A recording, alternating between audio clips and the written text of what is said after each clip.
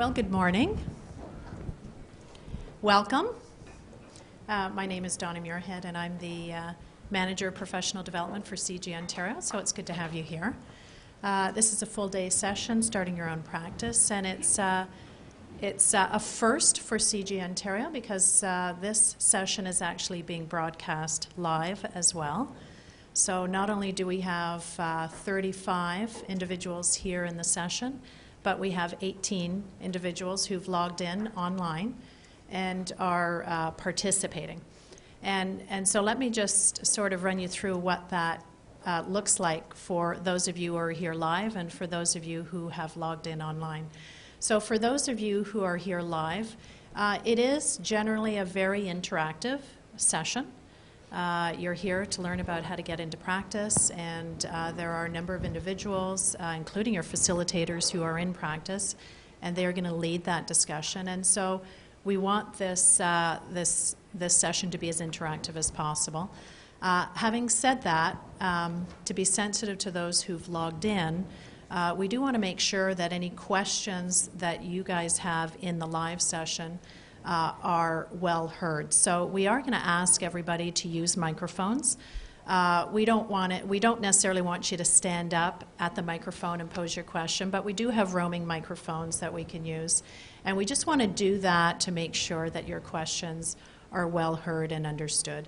And if you find that your facilitators for the day are repeating your questions, it's simply because they know that the individuals who've logged into this session may have difficulty hearing you. Okay, so there's a little bit of sensitivity around that, but otherwise I think the day will be as interactive as it normally can be.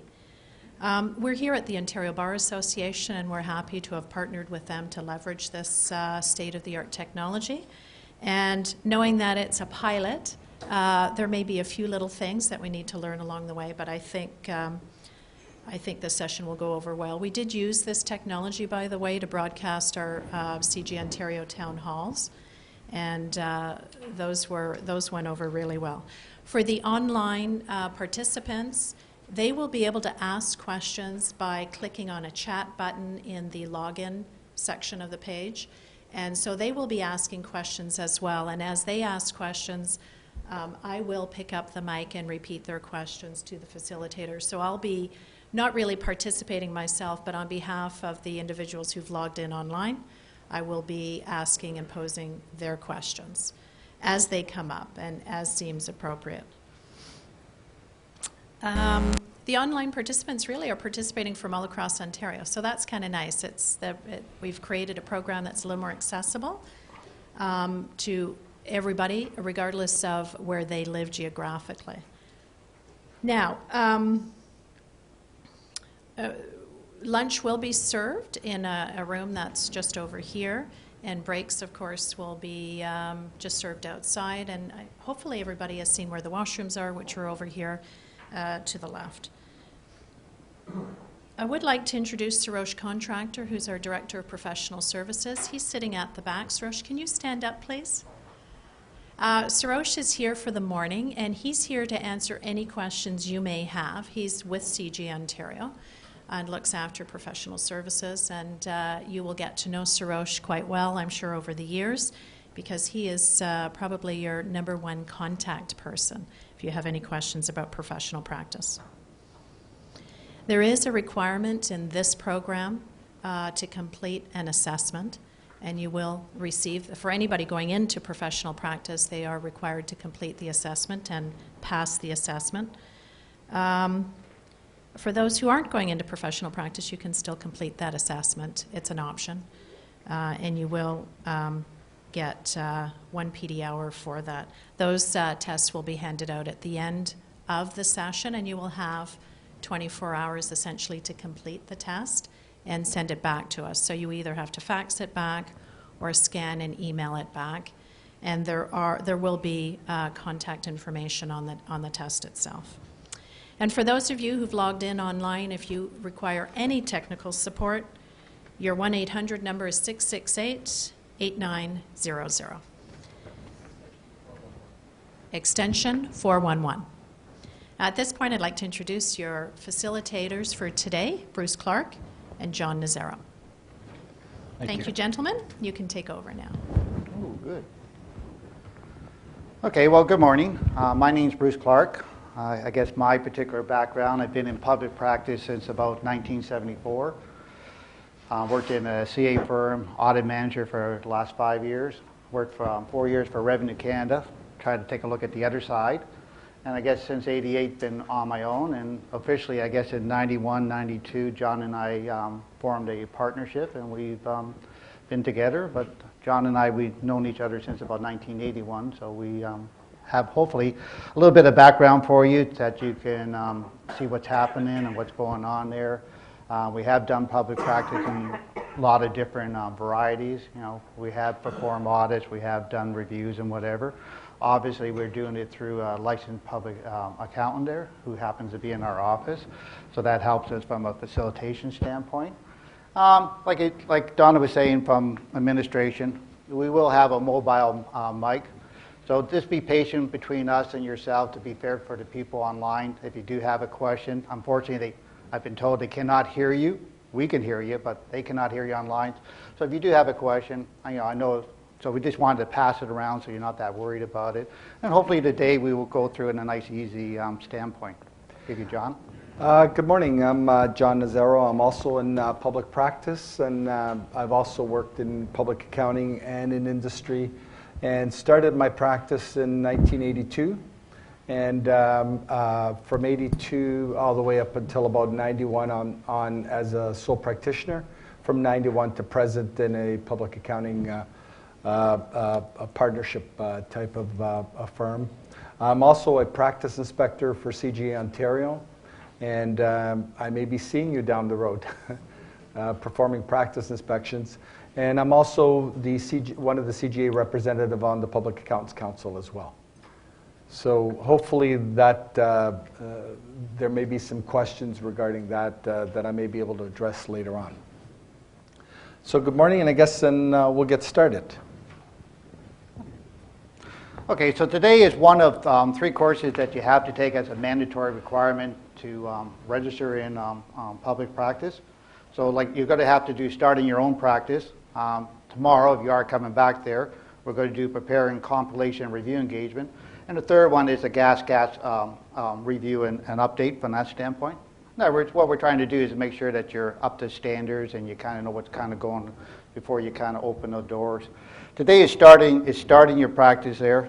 The main areas that we're going to do is the fact is we're going to do like preliminary decisions and preparing financial forecasts. In other words, what are you going to need to survive? How long should you set aside realistic attitude towards actually operating in a true practice? You know, preparing, planning, and procedures within your practice. In other words, what are you going to do to run it? Obviously, if you're sole practitioners, then you are everything. You are the starter, the beginner, and the end person. If you are anticipating hiring staff, you know, what points do you have to consider to take that in consideration? The third main focus is like setting up your actual own practice. 2 ways of actually doing it. When we get down later in the afternoon, you may want to acquire somebody else's practice. So we go through the pros and cons of that. And then the final thing is the fact that even if you do have a successful practice, you may actually do want to retire or get out of the business. So what would you do to basically sell it or pass it on? I guess what I'd like to add is normally what we do is we have the participants tell us a little bit about themselves in terms of where they're at and whether they're in public practice or going into public practice. So maybe we should start by passing the microphone around and finding a little bit about who's with us today. Just give us a little bit of your background, that's all, or your intentions. I'm Dean Paley. I've worked in retail brokerage as a financial planner for about 10 years, and I'm looking at private practice. Okay. Yeah, my name is Isaac. I have been working for Kia Motors Canada for 5 years. Now I'm preparing for public practice. Nice to meet you. Good. My name is Tony. I've worked in the service industry for the last 5 years, and I'm trying to analyze whether I want to get into public practice. Okay, good. Hi, my name is Connie. I've just registered with CGA as a professional practice. So I still have 2 more courses to go. Hi, my name is Jinjin. I'm still on maternity leave. I've been working for some retail businesses, and I've been helping my friends doing their taxes. So I'm thinking about maybe open my own practice. Between diaper changes, right? Hi, I'm Jacob Kim. I'm also a CFA. Been working in investment banking industry for decades. 3 or 4 decades? For 10 years, about 10 Okay. years, and been working with multifamily offices as well, but interested in setting my own practice. Okay, good. Hi, my name is Grant. I've worked in manufacturing most of my career, and I now find myself consulting for independent companies and considering private practice. Okay, good. Hi, my name is Sandra Jaratnam. Myself and another CGA, we started a practice in 2004 and we have been providing some limited services, and we are looking at the possibility of expanding to get the full practice. Okay, good. Thank you. Hi, my name's Tanya. I've been working in the manufacturing company for about 20 years and just trying to decide if public practice is the way to go. Hi, my name is Rebecca Chen. I'm working in the manufacturing business as well. I'm the co-worker with Tanya. Tony Finucci, I'm just here auditing the course. I'm in public practice, have been since '98, and I'm also a licensee. Hi, my name is Paul Breton. I'm currently working as a director of finance full-time with a company. Over the last couple of years, I've built a network of people. I'm interested in helping people buy businesses, do the due diligence, letter of intent acquisitions, and I'm focusing on foreign investors. I have contacts overseas with very high net worth people that immigrate into the country and work as an equity firm for them. I've got a couple of partners here. Bring them in, charge them a fee for the entrance, and then manage their investment. So that's where I'm going. My name's Eric. I've been working for retail for years already, so I'll try to see if anything I can learn today, anything new. Okay. Well, hopefully we can help. Yeah, I think so. Thank you. Hi, my name is Marika Zagon. I am already in public practice, but I do bookkeeping and controllership work, and I'd like to extend that to financial statements, etc. Hi, my name is Ruchika. I've been working as an accountant for over 10 years. Just finished my CGA, so trying to evaluate whether public practice is the way to go for me. Thanks. Good morning. I'm Merlina Leoncito. I used to be in public accounting for 4 years way back home, and here I am in a development company and just looking for the possibility of public accounting. So good morning, everyone. I'm Sarosh Contractor with CGA Ontario, and I'm here this morning just in case you've got any questions, and I'd be very disappointed if you don't have questions, not just from the public practice point of view, but any questions about public accounting, licensing, etc. that these two gentlemen cannot answer. Very unlikely, but still. Also, Roche will give it all to you. Hi, my name is Afshin Majidi. I've been in the services industry for 15 years doing financial accounting, and I'm considering whether I want to go to open my own practice or not. Okay, good. Hi, my name is Renzi Prasad. I've been working for an investment company for the past 4 or 5 years, and just kind of looking to see if the possibilities are open for me. My name is Ashok Sani. I'm working with a CA firm. I'm a coolant company for the last 3 years. I want to start my own practice. Thank you. Hi, my name is Priti, and I've been working in the service industry for about 7 years, and I work for CRA for 4 years, didn't like it, came back to service industry, and I want to start my practice. I'm about 1 course away, so hopefully by end of the year I should be able to start. Very good. Great. Good morning. My name is Abbas. I've been working in public practice for over 10 years, and I'm looking to open my own practice. Hi, my name is Claudio Orsiti. I work in market research and here to see if this is something that I want to get into. My name is Beant Mehti. I am completed my CGA and working for the CGA firm, and I'm looking for my own practice.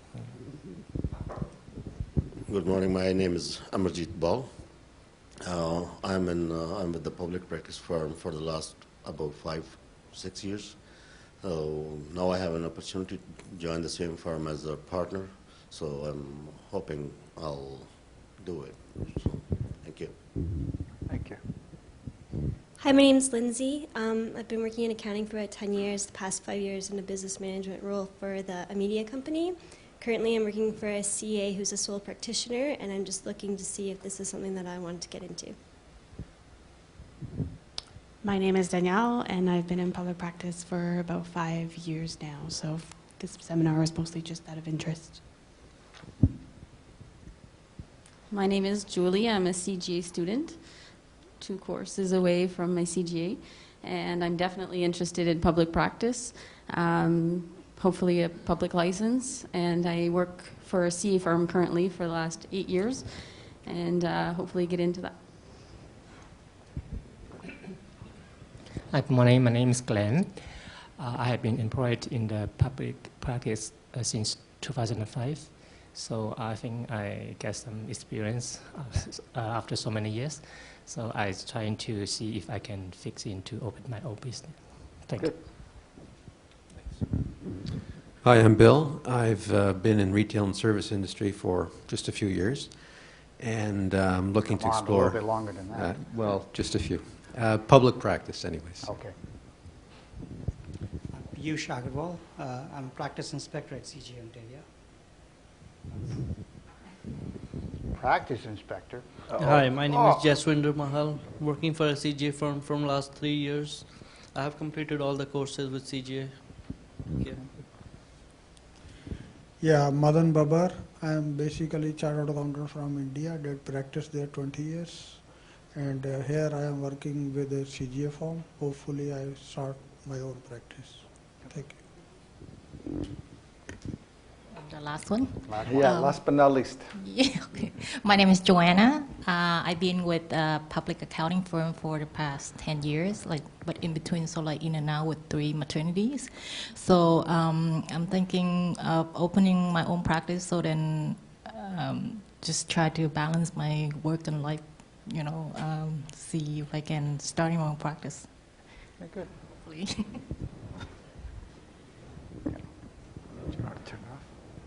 Okay, so as you can see there's a variety of backgrounds there.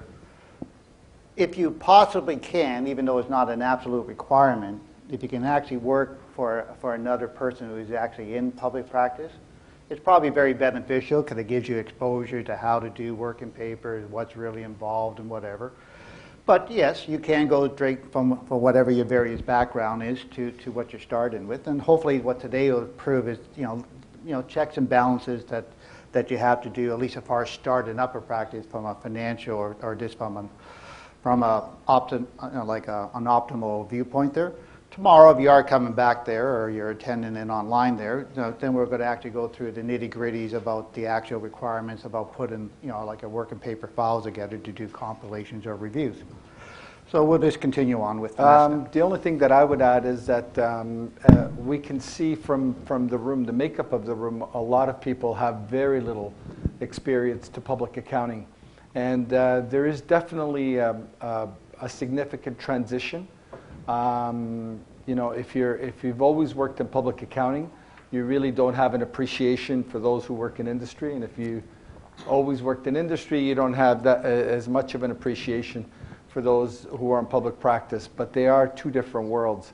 And so as Bruce says, we'll try to help you make that assessment The material that you've received is excellent. There's a lot of things in there that may be superficially covered, may be covered in depth, but that's your reference material. If you really do want to make that transition, you can go through it and follow it, and it should be helpful. So the seminar aim is to maximize your chance for launching a successful practice. So at the end of the seminar, you get to know if you're ready to start it. You've got to prepare a business plan. You've got to develop operating policies, and you know what preparations to make. The reason that you got to worry about a business plan is just think about it logically. Even if you picked up a client today, very rarely that client is going to need your ultimate services, like to do a financial statement for tomorrow. If they have a December 31st year end, the earliest you can possibly work on that particular file would be like January 15th. More likely, it's going to be like February 15th or the end of February. So if you open up your practice today, which is like the end of August, beginning of September, you're going to have to do something to make sure that you're going to be surviving for the next 6 months. So part of that budget planning is the fact is, okay, am I going to put enough money, reserve times, or whatever to ensure that I'm not starving or that I'm not desperate, that I can actually survive in a 1 or 2 year basis. Obviously, if you can bring on a multitude of clients from various sources, which we'll talk about throughout the format there, then sure, that's helpful. But again, even if you had a list of 10 clients, again, you wouldn't probably be able to do that work right away. So at the very least, you probably have to go for 2 to 3 months. So part of that is to also remind you of the fact that you got to look forward. At the very, very least, 1 year. They're pretty well recommending like a 2 year, which is probably realistic, because the first year you're kind of slow, you're gaining, and you've got to get referrals. 90% of your growth within your practice, as we've probably proven over history and whatever, is usually done by word of mouth or referrals. If you are doing good work, then the person that you're doing the good work for will say, oh, can you handle my brother? Can you handle my sister? Can you handle my father? Can you handle my next door neighbor? And the reason that next door neighbor, the brother, the father, or the sister would come to you because they feel comfortable because they've been referred. You will get cold calls. Yes, somebody will look up you in the phone book there. Somebody will call you. But normally I would think the percentage of that is very, very low.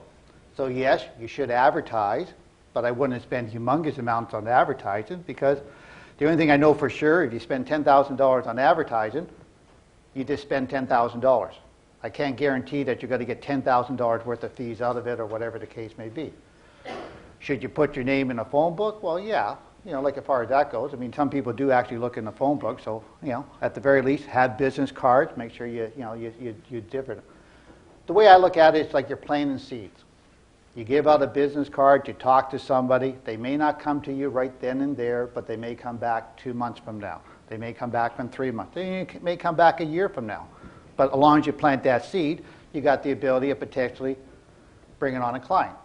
As you receive more clients, then in theory you have more work, and as you have more work, you become more successful. So it's a building block. I guess my take on the first slide will be that you've already made the first choice by saying that you want to be able to proceed and qualify to be in public practice. But there's a number of other issues. When I started in public practice, as an example, it wasn't as expensive as it is today to start in public practice. There's a lot more cost in terms of software. There's cost in terms of the PPM, the CICA, and the insurance, and all of those things. So in order for you to be able to, you've made that choice that that's what you want to do, but you've got to look at your opportunity costs. If you're giving up, a paying job where you're doing well at, you've got to look at how much money you've put aside, what is your horizon. All of these we're going to get into more details in terms of trying to formulate a budget.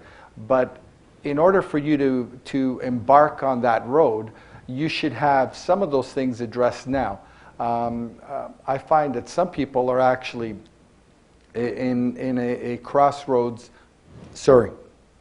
with their careers, and they've left the job or they've received a package, and now they decide, well, let's see what we can do in public practice. So in those situations, maybe the opportunity cost is not as great as to give up a position that you've worked really hard to get to that point, and then find that this doesn't work, and take your time and make sure this is something that you really want to do, and you know, all there is about being self-employed and being able to do the work and being able to go through that whole process. You can be a phenomenal accountant, but you have to have good business sense in order to be able to run a practice and manage a practice. There's plenty of days that I spend just on admin stuff, as opposed to actually getting any real billable hours out. So those things have to be factored into your decision.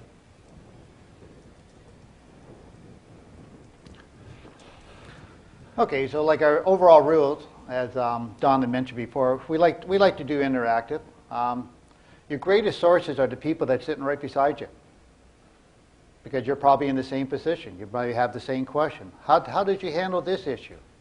What are you doing? Like as far as that. So that's what we call the phrase networking. You got a greatest chance there. I mean, most of what we find a lot of people that actually do start talking with each other, and I encourage that greatly, because when you talk to each other, you may say, gee, I thought about that there. How did you handle that? Sometimes it may be a technical issue. In other words, you want to look up a tax issue or whatever the case may be. Just be fair with the other person that you're supposedly networking. Obviously, if you're taking up much of his or her time, then you're taking away from his or her billable time. So it's got to be a little bit fair on both ends. I can't sit here and answer questions all day, because if I'm answering questions all day, I'm not billing. But I should be able to answer a few questions and take that in consideration when you talk to somebody else there. So like at that stage, it is a give and take. You scratch my back, I'll scratch yours. Okay, so be aware of your feelings and your thoughts. You know, like at that stage there, it is an emotional standpoint there.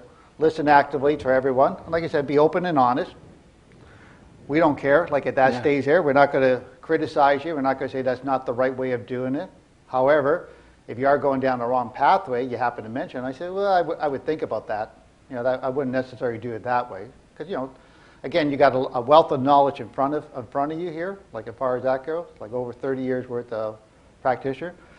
We started up, just always remember, your very first allied, if you kind of forget about it, will be, if you happen to be married, will be your spouse.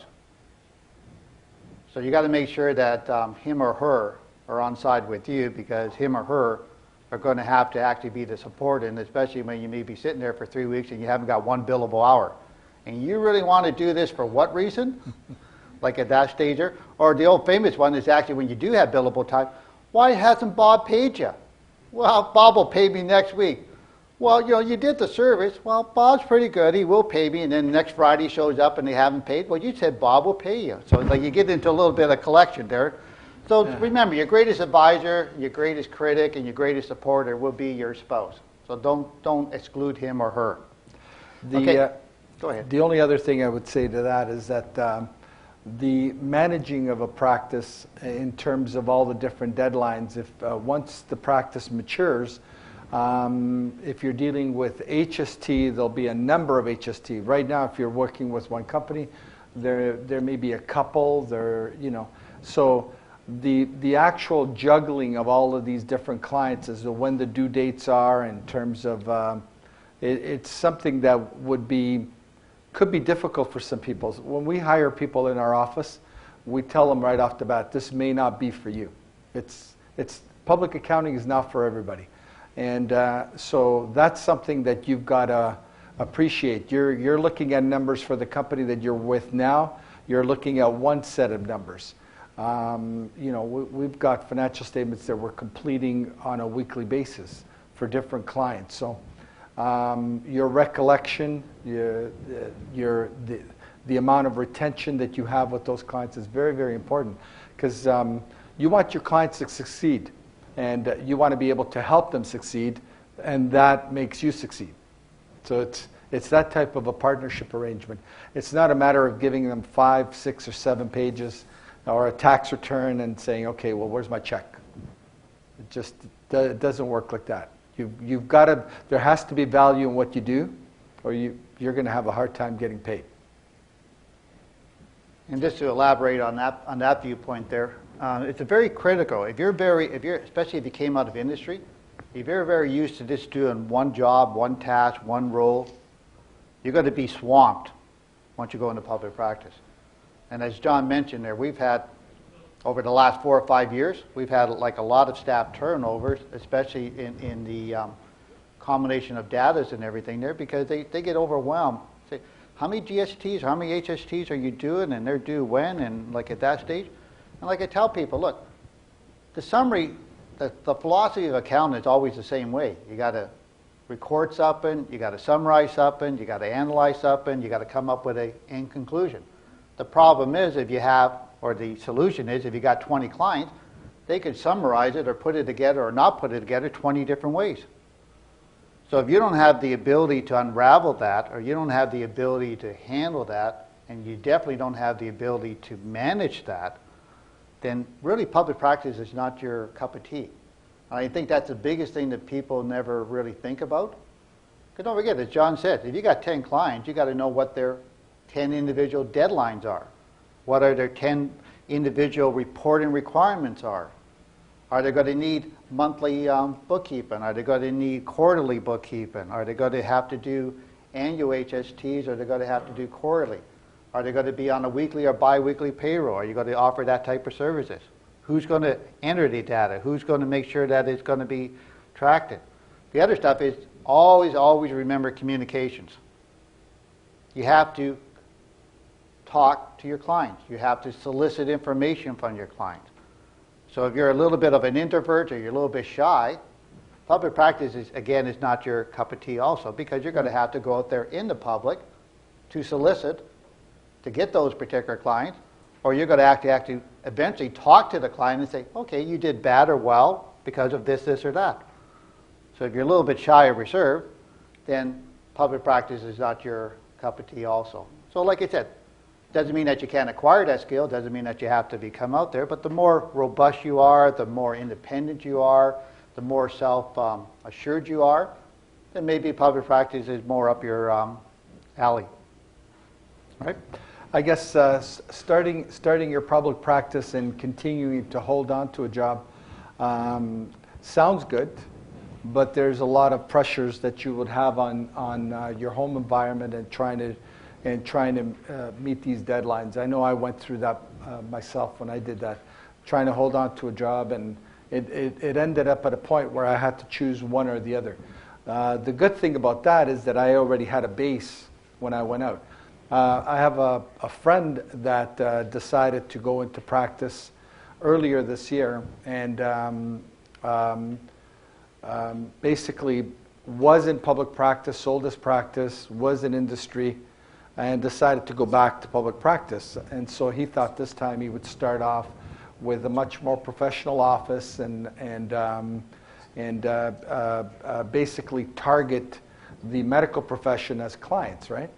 Well, 8 months down the road, he doesn't have any clients. It just doesn't automatically happen, even though you have all good intentions, and even you might also have the skill set to be able to do that. It takes time for things it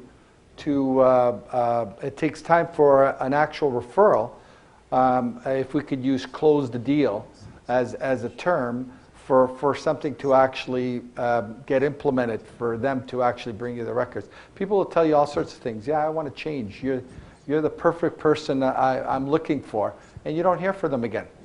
2-3 years down the road, they'll call you and say, I'm ready to change now.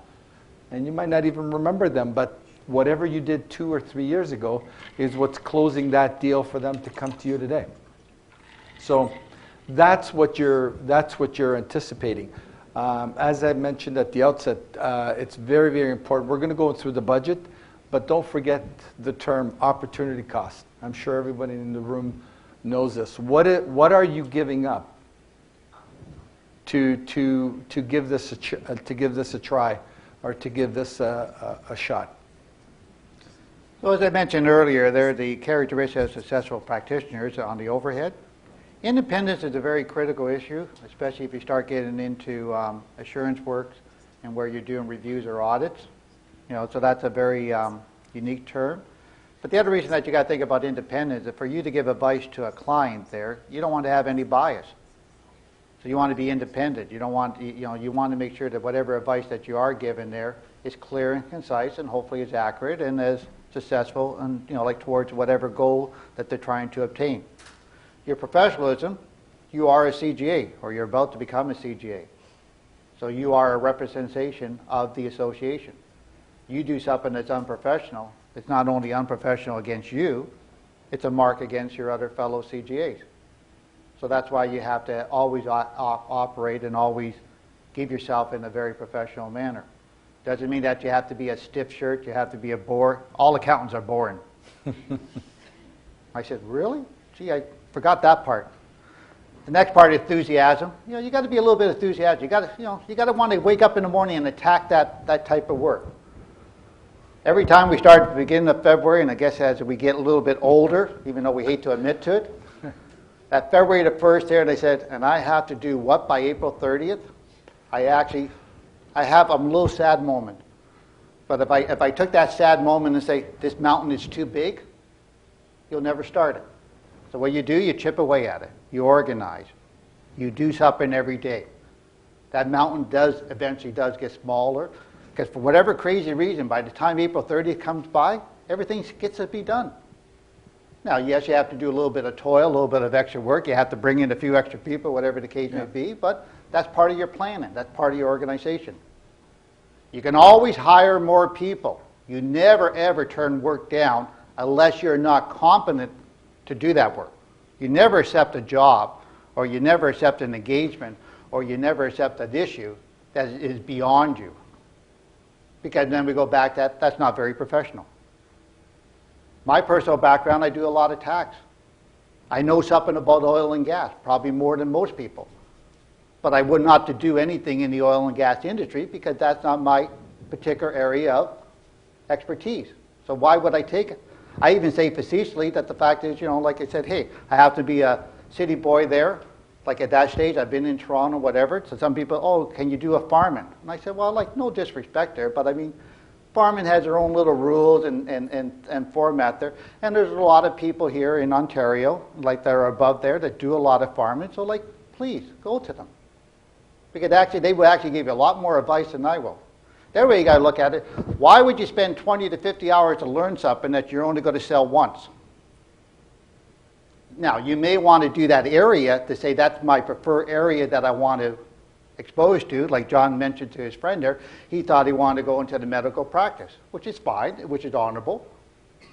But now he had the little problem about actually soliciting the client. But don't forget, there's a special area that you have to be aware of, terminology, connections, and other formats. But if that's your area that you want to explore into, there's nothing wrong with it. Then know your area well. Know your audience. If you're going to select to a particular community, a particular ethnic group, or a particular industry, then fine. Try to be the best that you are in that particular subcategory, whatever they are. Yes, you could be a generalist, but the problem is the more general you are there, then sometimes you get kind of lost, so you may or may not want to try to specialize in one or two little areas, and especially if you happen to be a little bit more mature. You want to be a little bit more mature there, maybe you want to focus in a smaller audience. But again, never accept anything that you cannot A, handle, or B, that's beyond your capability of doing it. Okay, like at that stage there. Communication and skills, as we're trying to prove, you have to communicate. You got to do it in writing, you got to do it in presentation. So, you got to be out there. Drive and energy. Hopefully we're trying to prove that we got a little bit of drive, a little bit of energy. Even at our age. Even at our age, our age. Ancient age. Unless we talk about Sarosh. I think he's a little bit older, right? Integrity. Goes back to professionalism. Anything that you do, you have to have that as your background. And obviously you should be confident. Confident, A, that you can do the engagement, that you can tackle it. If you got 50 tax returns to do and you got 2 weeks to do it, then you got to be honest to yourself that you're capable and that you can do it within that time frame. Don't forget, a person may come up to you and say, oh, gee, today's Tuesday and I need that file done by Friday. But I'm telling you right now, I cannot do it, and nor would I do it by Friday. If you want me to do it, I may do it by the 15th. And the key word is I may, because I don't even know what's involved. So once you get to figure out what's involved. So don't overcommit. Your biggest problem right now is, guess what? You're starving. So because you're starving and you got no clients, you're going to say, come on, yes, I will do it. But again, you may overcommit. That client may not be a good client. So you want to make sure that the fact that there's value in there. At the end of the day, even though it sounds facetious, like as far as that, you do want to get paid. And what you want to get paid for is the services that you render. The big $55,000 question is, okay, Bruce, but what fee do I charge?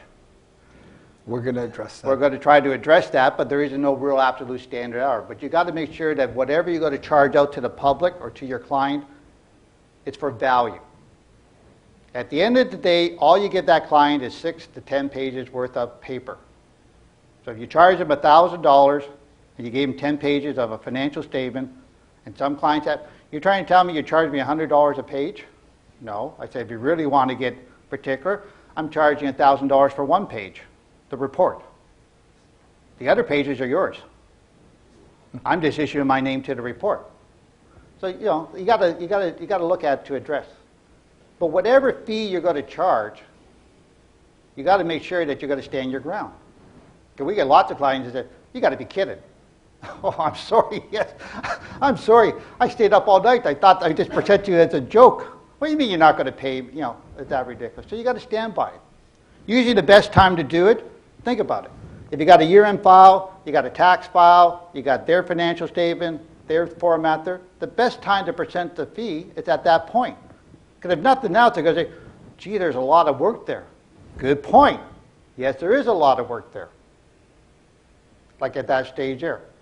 So you're going to find that the fact is, yes, you may want to get to a billable rate or whatever, but I think we find over history that if we try to quote something per hour, everybody do their quick math. Let's see, you told me $125 an hour, you charged me. You took 8 hours on that?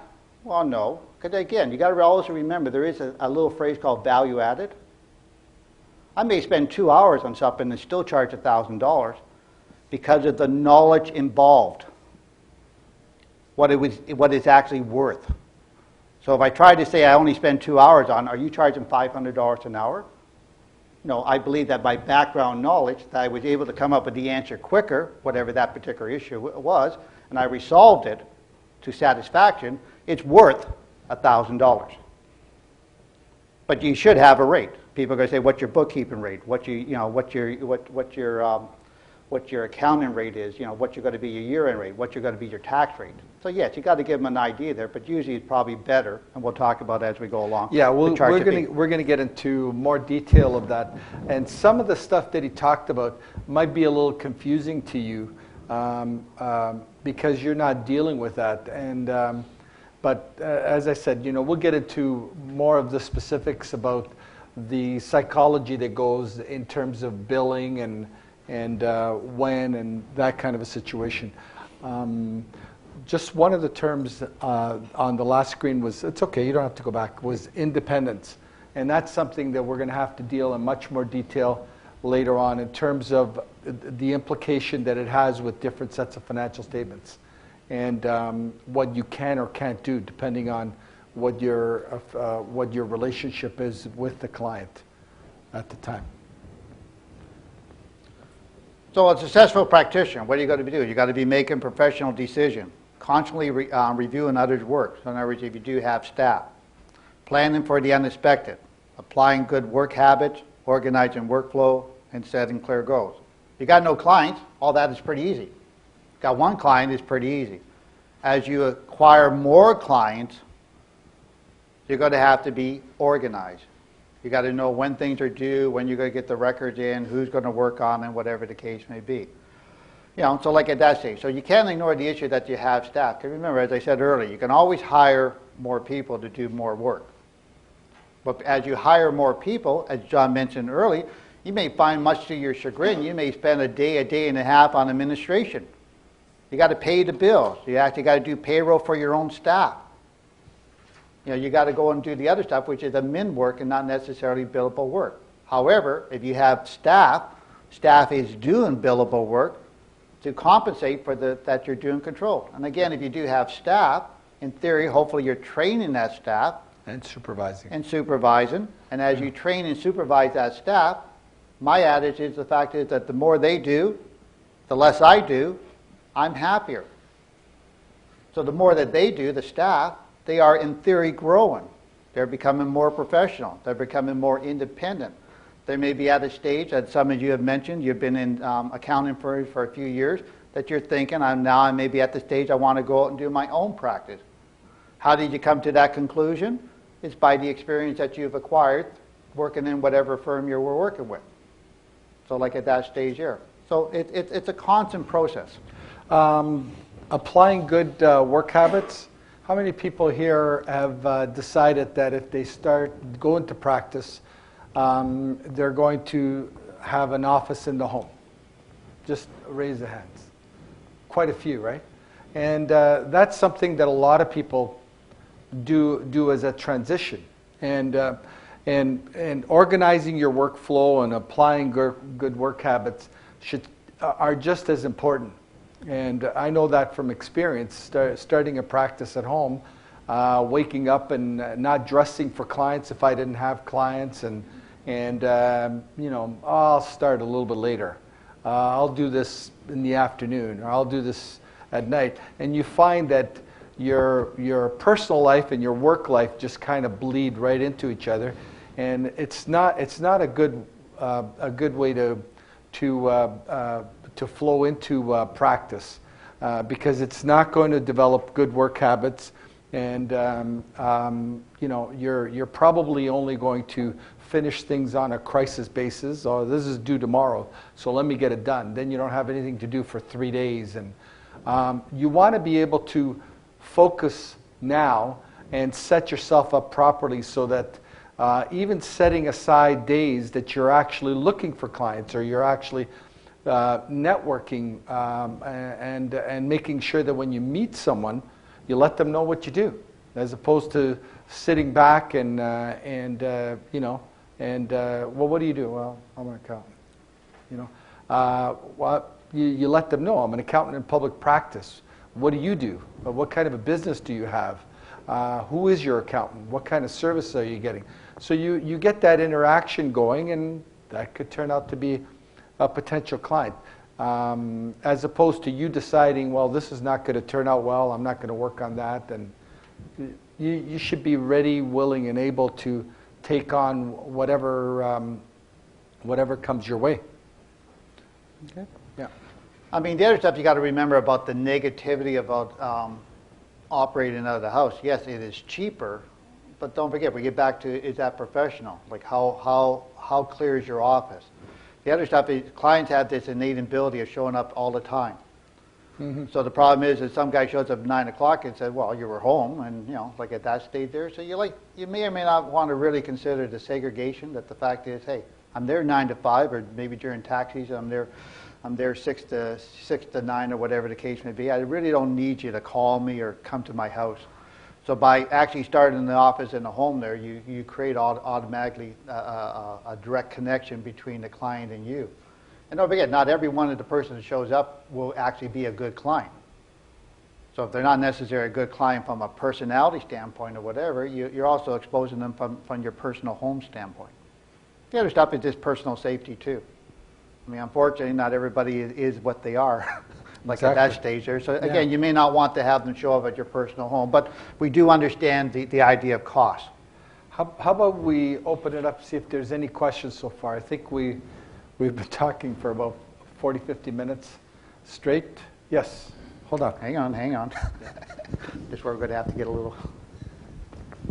Yes, one of the things I was struggling with, like right now I'm working on a consulting basis with a company, and I struggle with whether I'm actually providing a public practice type of service, or am I just strictly an accountant? And that's one of the things I am struggling with, like whether I am in public practice, but not.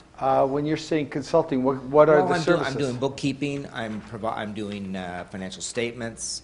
I'm not doing reviews or compilations. I'm just providing statements that then would go to a public firm for a review. Okay, I guess we can get Sarosh to address this. How's that? Yeah. We'll get everybody involved, Sarosh.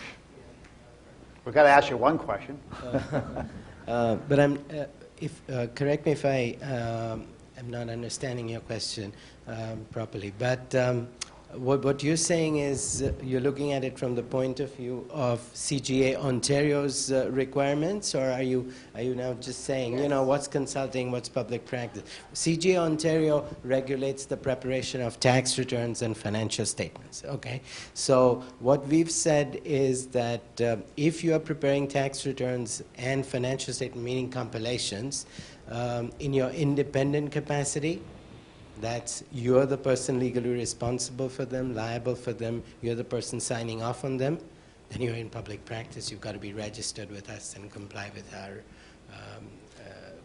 entrance and continuing requirements. If you're doing something for another professional accountant, and that other professional accountant is the one responsible for the work, then from our point of view, from our limited point of view, which is just regulating you, you're fine. You don't need to register with us. I'm actually working for a company, like a distribution company. Okay. So I'm providing bookkeeping services as well as preparation of financial statements. Okay. But you know, your one point in topic 1.3 says providing an accounting service, and that's pretty general. That's a general statement, pretty general statement. Are you independent of this company, or are you salary? Yes, I'm just a consultant. Okay, and you're only with one company. You're only providing this with one company. Yes. Okay, and they have another firm that would complete the tax return and the financial statements? Yes. Yeah, then I think Sarosh answered your question. Right. Anybody else? Hang on. One more back. Okay.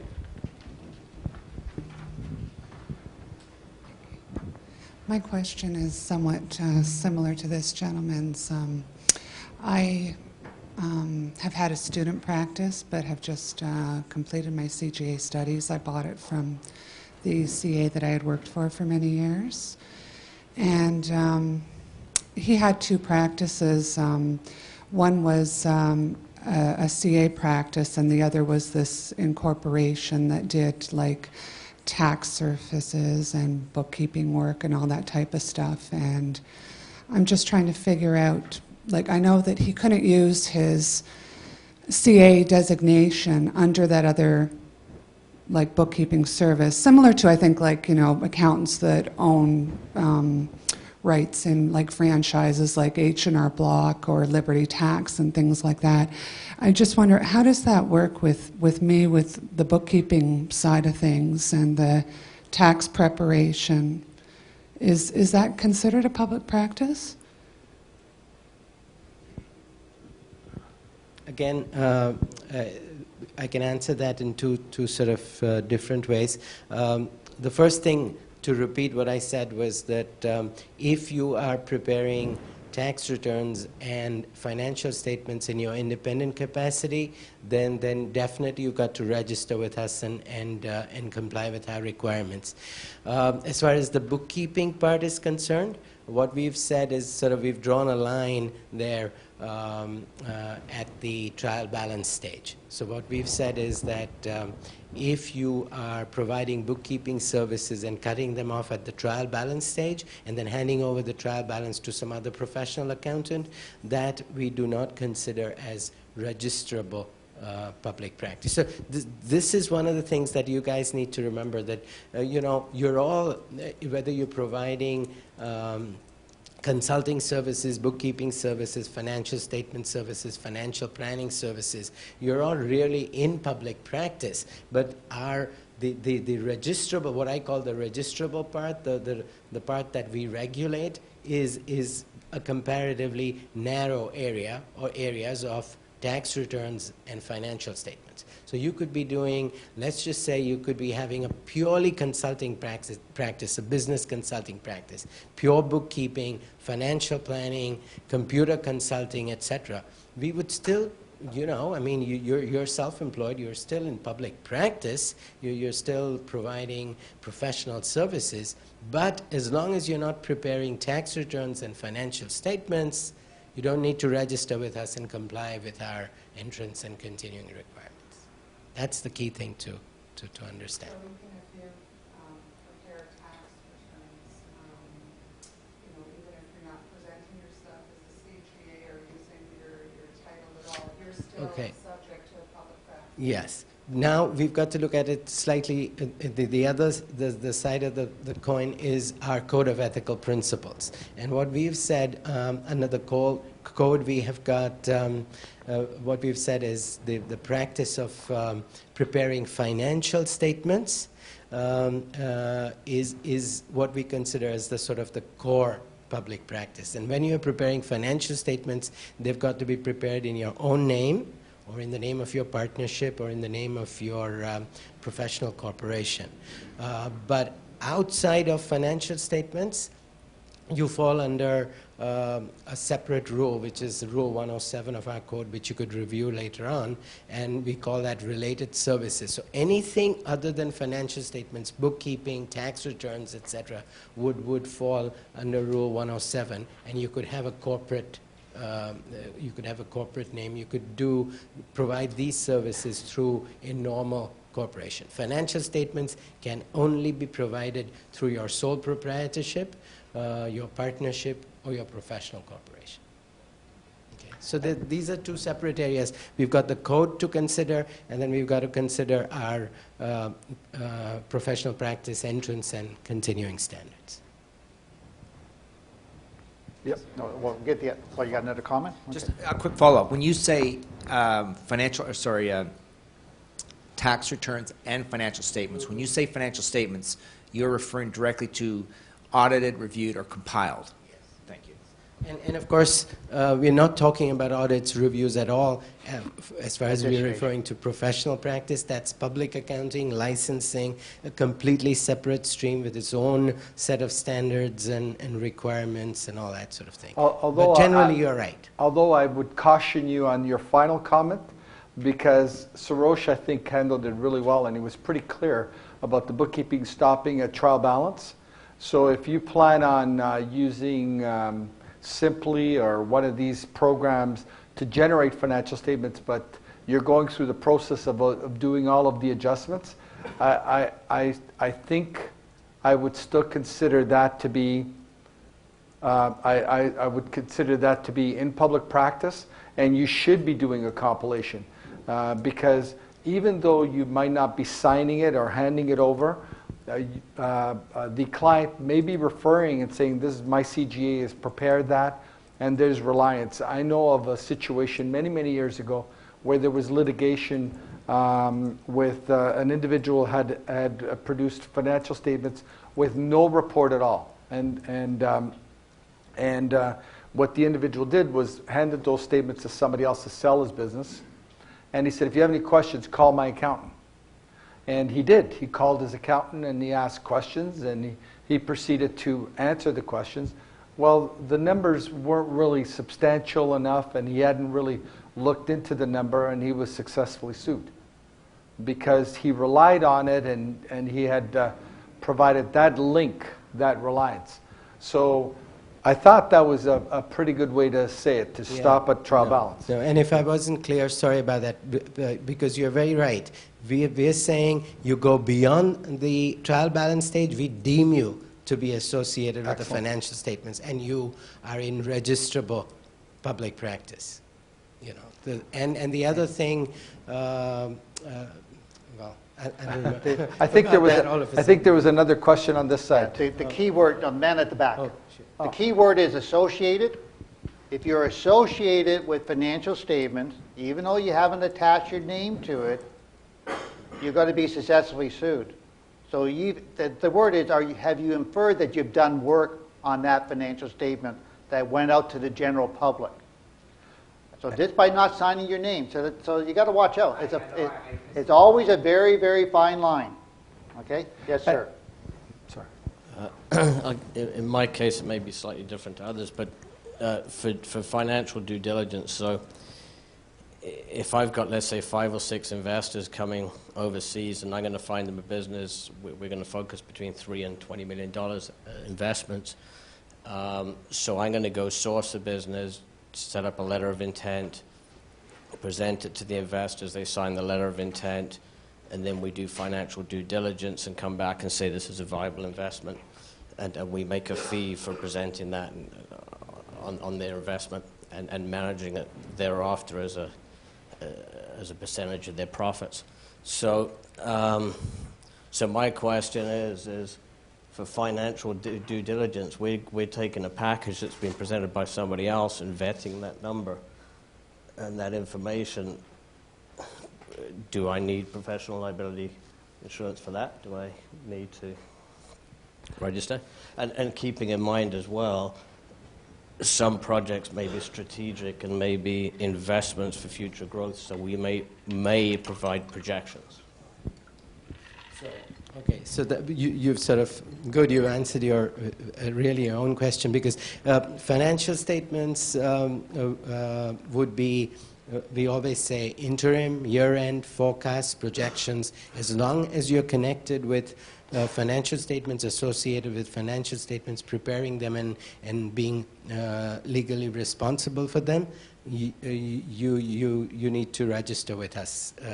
Yeah, absolutely. Now, if you are not doing, providing tax services or financial statement services, then I mean, the first part that you talked about looked to me, or seemed to me to be pure consulting, really. And there, although you don't have to register with us, you I think should, because I think you need insurance. I would think, and I mean, these guys are the best to advise you on that, but according to me, once you're self-employed, I think you need insurance. Yeah, so Aon Reed Stenhouse are our insurance agents, brokers, CGA Canada's insurance brokers, and what they provide insurance to any CGA, providing services that are typically performed by a certified general accountant. So they will provide you with insurance under the CGA Canada plan. But one of their requirements is that they want you to be registered with us. So they will provide you insurance as long as you register with us. But if you're not doing financial statements and tax services, you are registering with us purely for the purpose of purchasing insurance. Okay? Yeah. Right. Yeah. Okay. Which is okay.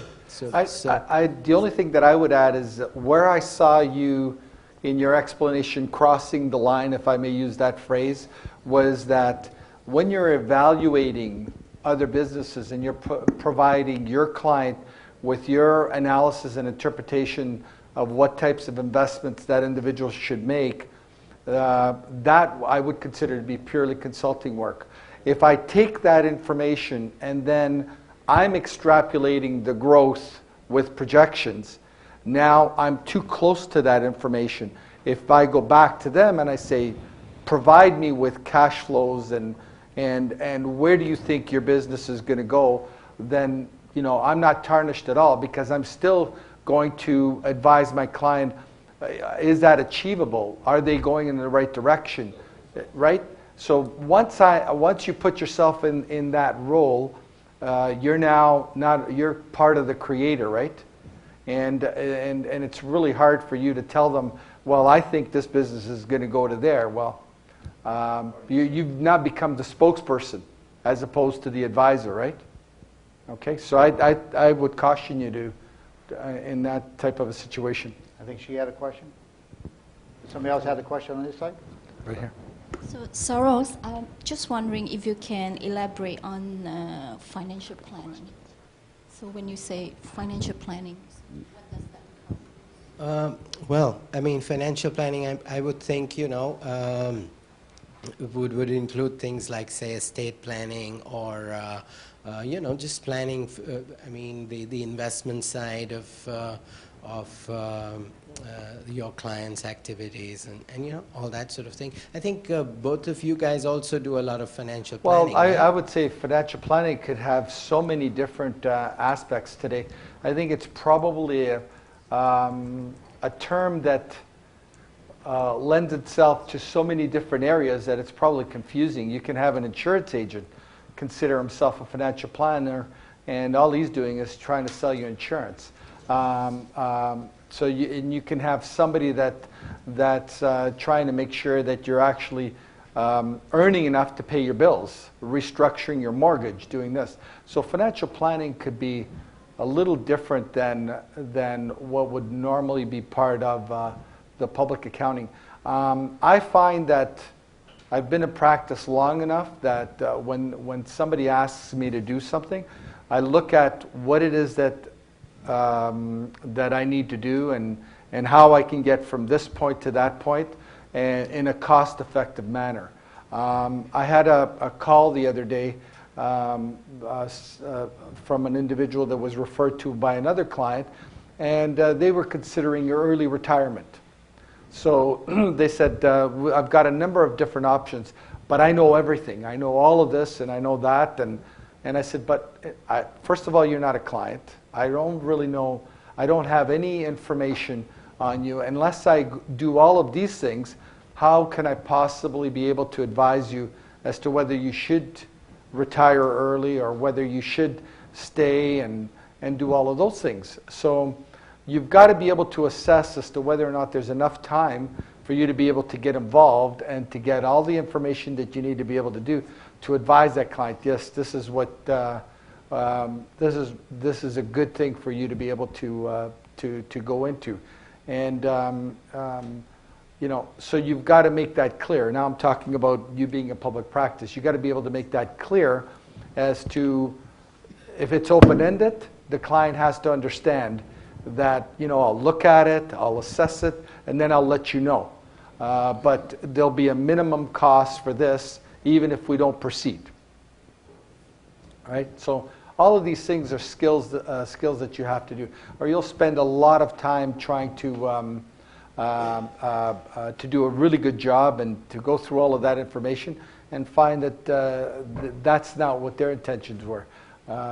This client said to me that she knew everything. So I said, well, if you know everything, what are you calling me for?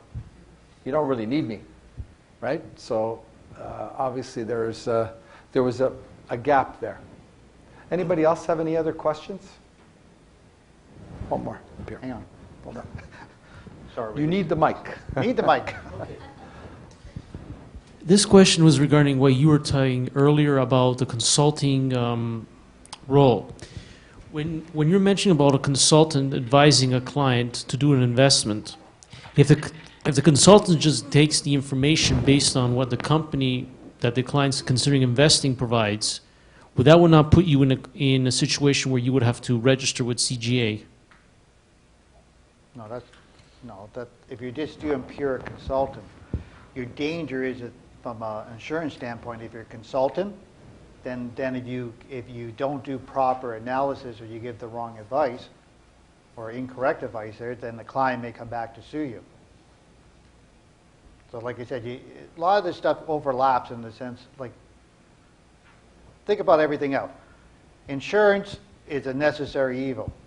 If you never did anything wrong, all you've done for the last 12 years is wasted paying $1,500 a year for insurance, to give you an example. However, the one or two times that it may have been questioned, then the insurance in itself supposedly covers you that way, as long as you have not done what they call gross negligence. Gross negligence is the fact that you were flagrantly wrong, or there's just no way, shape, or form that you could have done or missed this or whatever the case may be. If you made a judgment error, you made a calculation error, and it was within the normalcy, or you didn't advise a client on something because it wasn't brought to your attention, but there was no real indication that you should have even known about that, then you may have been negligent, or it may have just been an error. So gross negligence is a higher degree. So what the problem is with consultant is the fact is are you doing anything that you are projecting? Are you doing anything that's format there? So as Rose says, once you start to get into a projection, or once you start doing other format there, you may be doing it in a public practice format. We try to relate it towards primarily issuing, in this case, tax returns, or in this case, financial statements. Whether or not you do or do not attach a report to it, because as we said, and it'll be brought out more tomorrow, you have associated yourself with that particular data. Or as John mentioned, you've created it. Once you start creating something, you may be into the point of public practice, other than this simple data production, which is what we call bookkeeping. So if all you're doing is something that's up to a bookkeeping stage, or as Thoreau says, up to the trial balance, because we always believe that most bookkeepers would only bring up work up to the trial balance, and they leave the account analysis or the account massaging, or whatever you want to call it, to the external accountant that will issue A, the financial statement, and B, more than likely issue the tax return. Because most bookkeepers would only want to go up to what they believe is trial balance, because they don't want to worry about tax returns, and they don't worry about financial statement presentation. The problem is that John mentioned earlier, when you get programs like you get programs like Simply that actually generates a financial statement automatically, you cannot simply ignore it. Or as we got mentioned when we did it before, everybody do with tax return, they say do in Jiffy. So when you're doing a Jiffy, you're still assimilating data.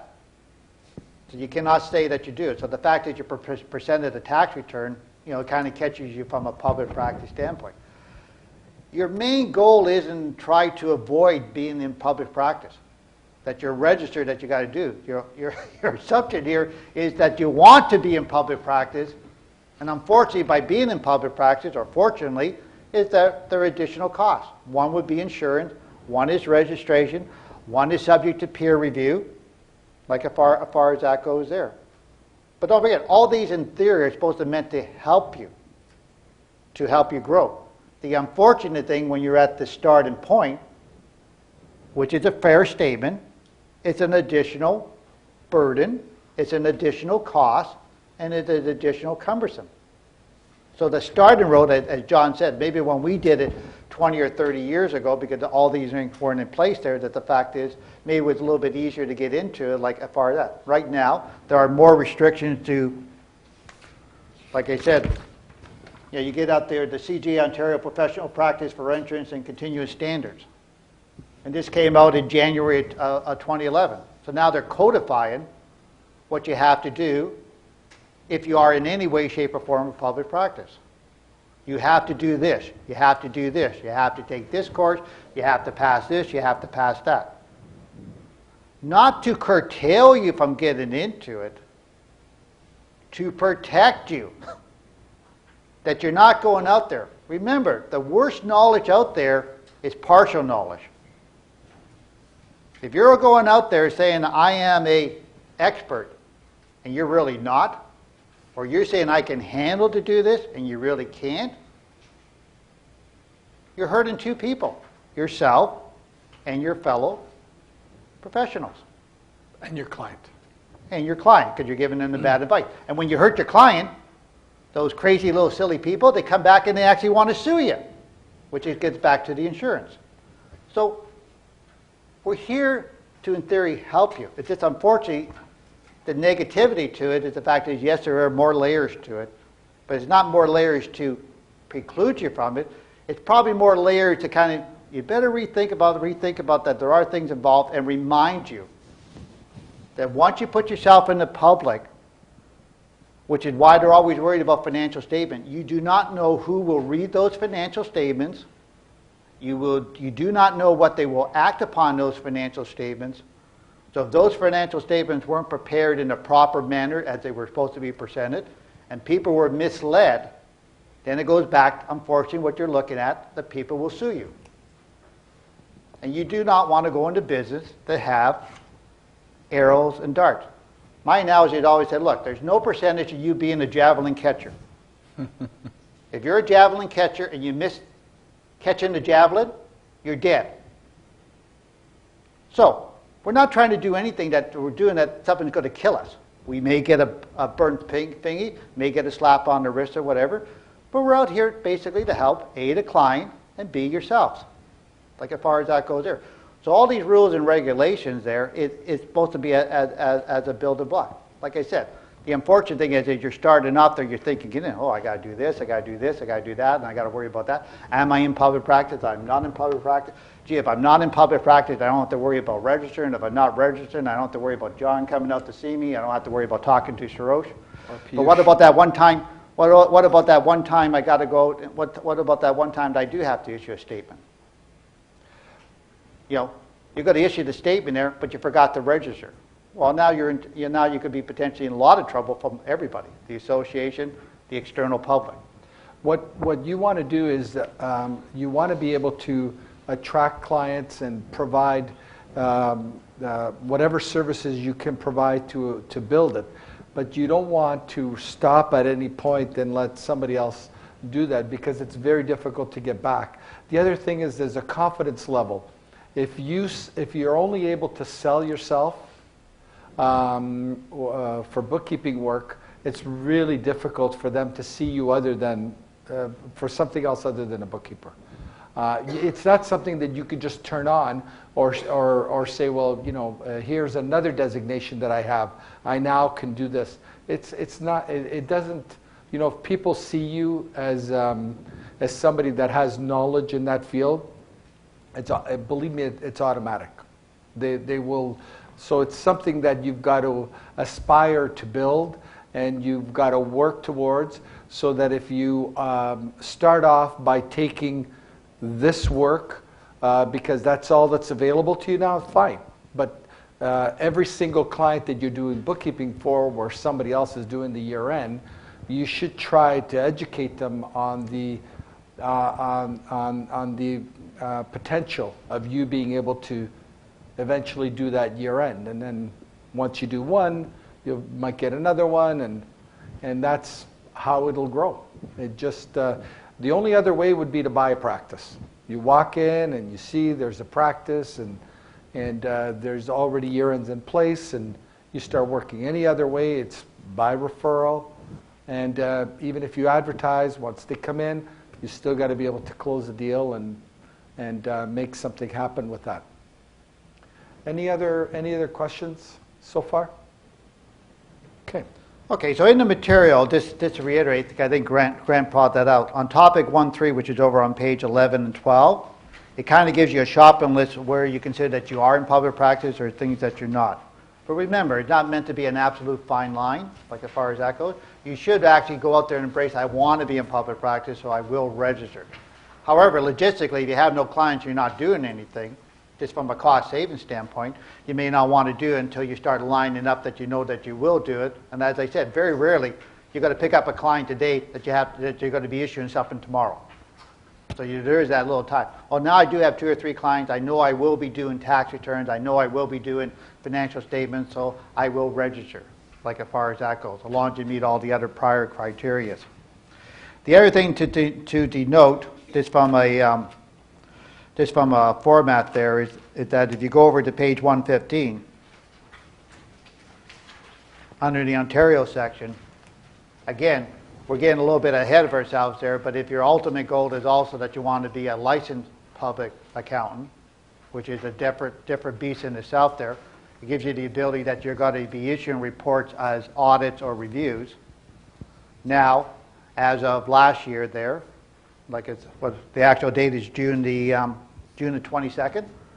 Like as far as that goes, the association became a authorized licensing body, which means that the fact is they can issue license to their members. But the members have to go through a hierarchy of controls and whatever to eventually get to it. But once you are a licensed public accountant, then you can sign it in your name, that audit report or that review. Right now, you can do audit work and you can do review work, but it's going to be under you being supervised by a LPA. So remember I told you before earlier, you're probably your best if you can is actually work in a public accounting firm to try to get that experience And then definitely you have connections with clients that the fact that they need reviews or audits, you want to try to, in theory, hate to say the word control, but you want to try to control that work, that you're doing the bulk of it, that you're getting fees out of it, but you can't deliver the end product because you're not legally allowed to do that until you become an LPA. So now, CAs were the only ones who are allowed to be an LPA. A few exceptional CGAs, a few exceptional CMAs were before. Like at No that- CMAs. No CMAs at all? No. Okay, so even better. So like at that, oh, sorry. Please delete that one. The other stuff is the fact is right now there's what, 17 registered? Yes. 17 or I think so. 18 LPAs as far as CJs are concerned, like pure C. So we're at the baby steps. You guys are in the group that's going to evolve, like as far as that goes there. But there's a world of opportunities out there. There's a world of opportunities that you're allowed to do things within the framework, but that's where you get back to networking, association, affiliation with people that allow you to do whatever work that you can do. But remember, you got to be competent to do whatever that type of work, or you got to be properly supervised so you get that competency. And then eventually you would evolve that you actually are independent truly in the sense that you get your own license, right? I guess we're at a point now where you've made the decision, you're starting a practice, and you're going to have to decide, you're going to have to start quantifying some of these things. You're obviously going to have to do personal and professional development. There's a cost to that. There's legal and CGA requirements. We've spent quite a bit of time talking about that. Select a form of practice. We spent quite a bit of time in talking about that. Unless unless you have a license, it's going to be restricted to compilations, and reviews and audits has to be through the supervision of a licensed public accountant. Finding clients, that's the million-dollar question. Yeah. I guess Hang on, we got a checklist for that. We have a checklist. I think we should have a discussion. Oh, discussion, okay, sorry. Yeah. So I guess we could pass the microphone around. How do you plan on getting your clients? And so other people can see you're at the same point, and what are you going to be doing? And anyone wanting to start? Right over here. Thanks, Roche. I knew we brought you here for some reason. Good. In regards to what you were discussing, one of the ways I would focus on gaining clients is through word of mouth, through a limited form of advertising, but also through networking sessions. Yep. Going to sessions with professional accountants, possibly going to other sessions in other associations of clients that want to look for a public accountant. It would be my approach, if I were to go into public practice, of achieving clients. Okay, so my question to you is, when you go to these things, what will you bring with you, or what are you prepared to say about yourself, or how do you plan on selling? So what you've given me is more of a checklist and said, okay, these are the things that I plan on addressing, right? Just as the guy I mentioned before that targeted dentist. So what he did was he wrote an article and he tried to go to different association and all that stuff, but really nothing's coming along. Okay. Yeah. Well, how I would address what you were mentioning is I would bring a business card. I would bring maybe a little brochure about myself discussing what services I provide. And I would also discuss what industry the client is in and assess whether I have the knowledge to deal in that industry. Yeah, I like that.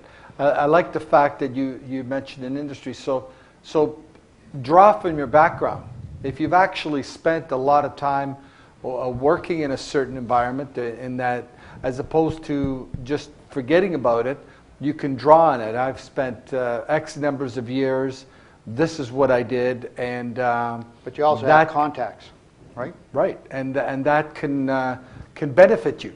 You usually have to make it very personal to somebody that's looking for an accountant as to how you're going to fit in with them, and as opposed to just giving them a checklist. I'll do your tax return, your financial statements, and I'll do that. And just to give you a short example of how attached clients become, I was planning a short vacation, and one of my clients wanted to come in on a Saturday because they were coming in from Bradford. One's in Mississauga and one's in Bradford, and they were meeting at my office. And so I said, that particular day is fine, and it doesn't look like I'm going to be away because I was booking some vacation with my family. But I said, if I'm away, Bruce is there, another one of our staff, and another partner is there, and all that stuff. And what he said is that if you're not going to be there, let's reschedule now. And that's how they get attached. And it's not that they don't know Bruce, and I'm sure the ones that he serviced would say the same thing about him. It becomes more of that one-on-one. More of that one. Well, this is more than one-on-one. It's four-on-one. But they've developed that type of a bond. Now it takes time. Gentlemen, if I might jump in here, we have some of our online participants that are submitting their responses. Great. Definitely, we have one individual that, in their experience, it kind of goes back to Tony's response. They find networking is definitely one way of building relationships with their clients. The other is advertising in local newspapers. Mm-hmm. Especially if they're in a smaller community. That's right. Yep. And I believe one of our participants actually has referred to Kijiji. I don't know if you're familiar with that website. Yeah. So they say Kijiji has worked for me this year. I would bring my business cards everywhere I'd go. I'd write a thank you note. And then, they have the whole, here's my card. You'll notice I wrote thank you on the back of the card. This is just a thank you for the opportunity to perhaps work with you in the near future. Any avenue that you can have contact with people, but you don't want to be, what's the word? You don't want to be nerdy. I mean, I don't know if you remember Ghostbuster and Rick Moranis. Hello, I got a client there. I do my client. I did a little tax advice and whatever. And okay, I did this for this client and whatever the case may be. So I mean, sometimes if you try to voice whatever too much there, the phrase is if you're good, it will be known. Like, you don't have to sell that you're good. You don't have to sell. You may want to reiterate, I know this industry quite well because I've been in it for 20 years. I know how to apply for grants. I may know how to do this. I may know how to do that there. So yes, you may have to sell your attributes or remind people that you have that particular background or whatever, but then kind of be a little bit softer or whatever. Because it's like, I don't know about you, when people start trying to sell me things, the first thing I kind of say, come back to me to another day there. So like, respect their privacy about how you interface. But the smaller the community or the smaller the format of that, so whatever you can do to have a direct connection. You want to go to social events or whatever, you want to start talking there. My wife said, you're not going to talk about tax again, are you? I said, well, that's what they're asking me. What do you want me to say? like at that stage there. So it's a catch-22, like at that point. Is there any more other questions for the online? Or? The final suggestion was also flyers. Flyers, yeah. Assist. So there's an example, if you're in a plaza, a big black sign on the road will also work well. Well, actually, just to add about flyers, a twist on that would probably be an announcement. If you're starting in practice, is have some sort of a formal announcement that can go. Today, with communication the way it is, you can send them through faxes. You can send them through emails. You can do it through Kijiji, Craigslist. There's a lot of different formats. Yes. Yeah, I just want to mention that the first place that I would go is like, I don't know, anyone heard of LinkedIn? It's a professional Facebook. Because giving the full-time job that I'm having right now, I don't really have much time to go out there and try. But at the same time, I can build my own profile up there, and people can look into it, and hopefully I can get something. Yeah, like any connection through the internet, whatever you can do. Like, I mean, it's a new beast. What you can do, who you can really contact or whatever. It's just that, remember, there are a specific code of ethics as far as advertising and solicitation, so you got to make sure that you adhere to those particular requirements. You can't announce that you are an expert per se. You may say that my preferred area of specialization is whatever the case may be, because you don't want to self-toot, but technically the code of ethics actually says you can't do that. So so if you are, whatever type of advertising you're doing, especially in a printed or a multiple or mass, like flyers or whatever, you want to make sure it's tasteful, but also you got to make sure that you're not stepping on technical terms. Okay, in my opinions, I think as more and more accountants are retiring, and it's harder and harder for the new practitioner to enter this field. So I think it's better way to get a client is successor arrangement or buy a bulk of clients from the retiring. So you're saying that more accountants are retiring from industry, you mean? And flooding public accounting? Is No, I mean more and more public practice accounting are retiring. Remember, John, we're getting old. We're getting old, John. We're retiring. And it's harder and harder for new practitioners No, and to get in. and then we're talking, and that when we get to topic number 4, like that's basically about like I said, that's one way to do is acquire a practice. But remember, the big negativity when you acquire a practice, you acquire a bulk of problems all at once. So if you're not organized, you're not prepared to do anything or whatever, you could be swamped very quickly.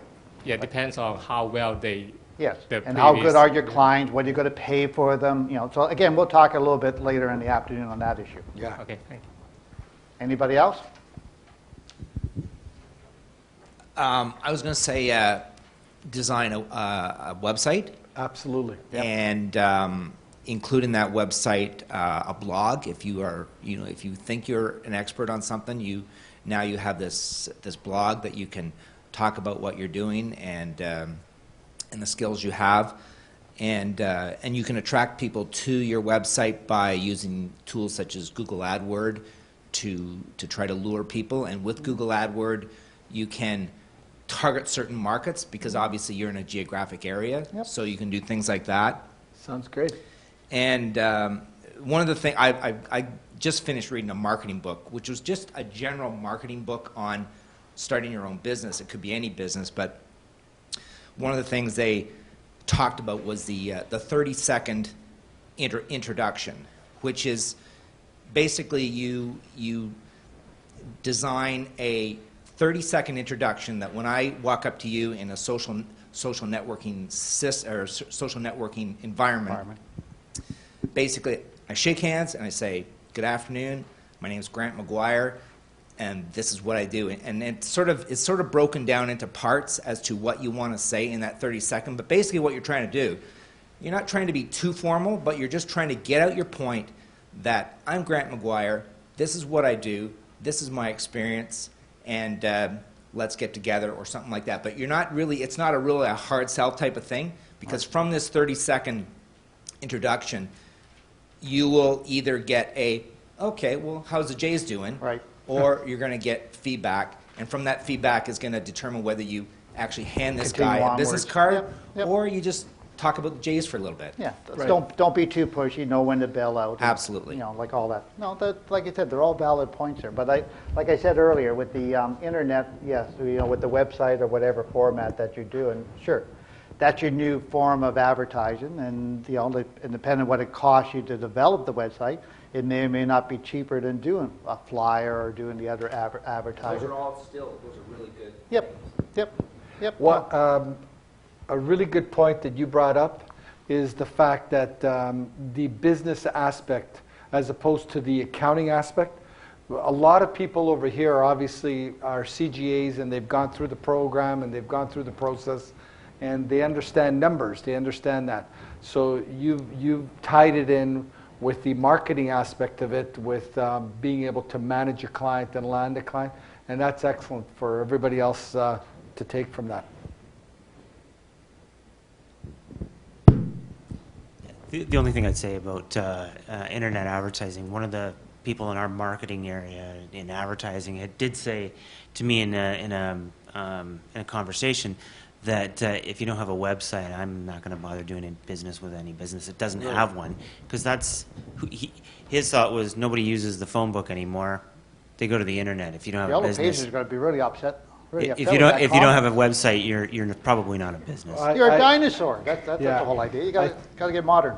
I think the only way you'll be able to survive by not having a website if you already have the clients, which is, we're in the process of setting up a website, but the clients have grown with us, but I agree with you 100%.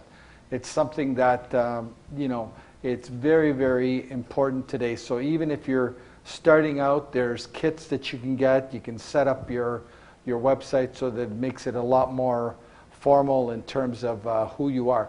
The other thing is, though, you've got to be a little careful in terms of how grandiose you want yourself to look, because the internet can be that veil and make you look a certain way, but you'll find that clients are pretty astute and they'll be able to see through that. So it's kind of like a double-edged sword, but I agree with you. Yeah. I'd say it's just an online brochure, really. Yeah. No, it's a valid comment. Ali? Sorry. Another comment? So we have other online participants that would like to chime in. They really like we call the 30-second, the elevator pitch, as excellent. we know it. Yeah, exactly. Elevator. So they're loving that comment for sure. A couple of different comments, going back kind of to the online environment. One of our participants lives in Milton, and they use the online form within their own community. So I guess that's an alternate to having your website. In addition, something going back to advertising using fax. I'm not sure if any of you use that I practice. mentioned that. Yeah. So Joanna actually is commenting that it doesn't really work for her perspective. She says they get a lot of complaints about the faxes that are used really as scratch pads, so they're not really reading the content. And then the other really concern is the funding. Where do you come up with the funding to take advantage of all these tools? Thank you. And that's where we're at. I guess the next component is the revenue forecast for starting your practice. And that's putting in some sort of a number as to when you're going to make this transition. So that'll determine how much money you're going to have to set aside to be able to make this work, or that'll determine how long you have to stay at your current job to be able to make this work. All of these, and it's going to be different for everybody, right? So the revenue forecast is very, very important. I'm pretty sure Bruce and I did a lot of that early on in terms of... You got to get a little crestfallen at the fact that you put a name on your door, and a lot of people just don't knock on it.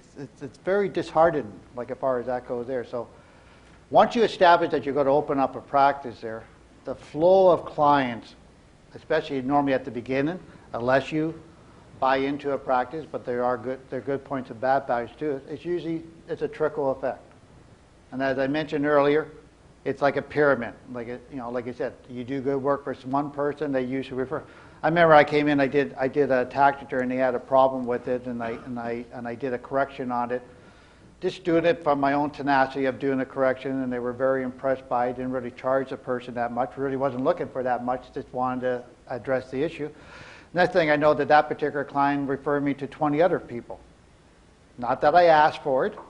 It's that the fact is, if you do good work, I mean, most clients right now they ask, "Do you have enough time to take on?" I said, "Sure."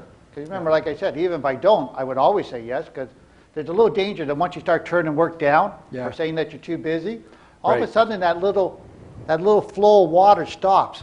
So you always say, yes, I can handle it, as long as you can truly handle it. Do you have the proper time frame? Do you have the proper tools? You got the proper staff? You got the proper people?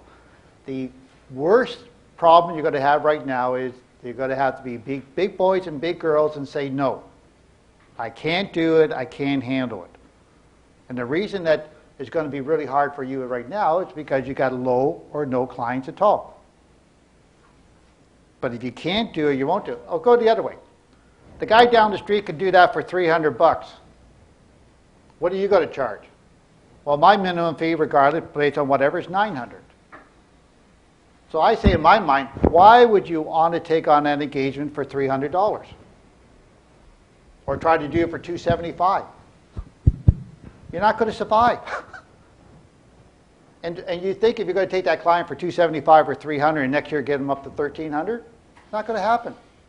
Doesn't work. Doesn't work. It doesn't work. So like at that stage there, so unless you want to put yourself in a market that all you could do is 300. And if that's your marketplace, and that's all that client base is going to give in your community, you're going to have to get out of that area. It may be convenient because that's where you live, but you won't be able to make money. So you got to target your audience. You got to figure out that what am I going to do, what am I going to sell, what am I going to be able to handle to whom, and can I actually acquire them?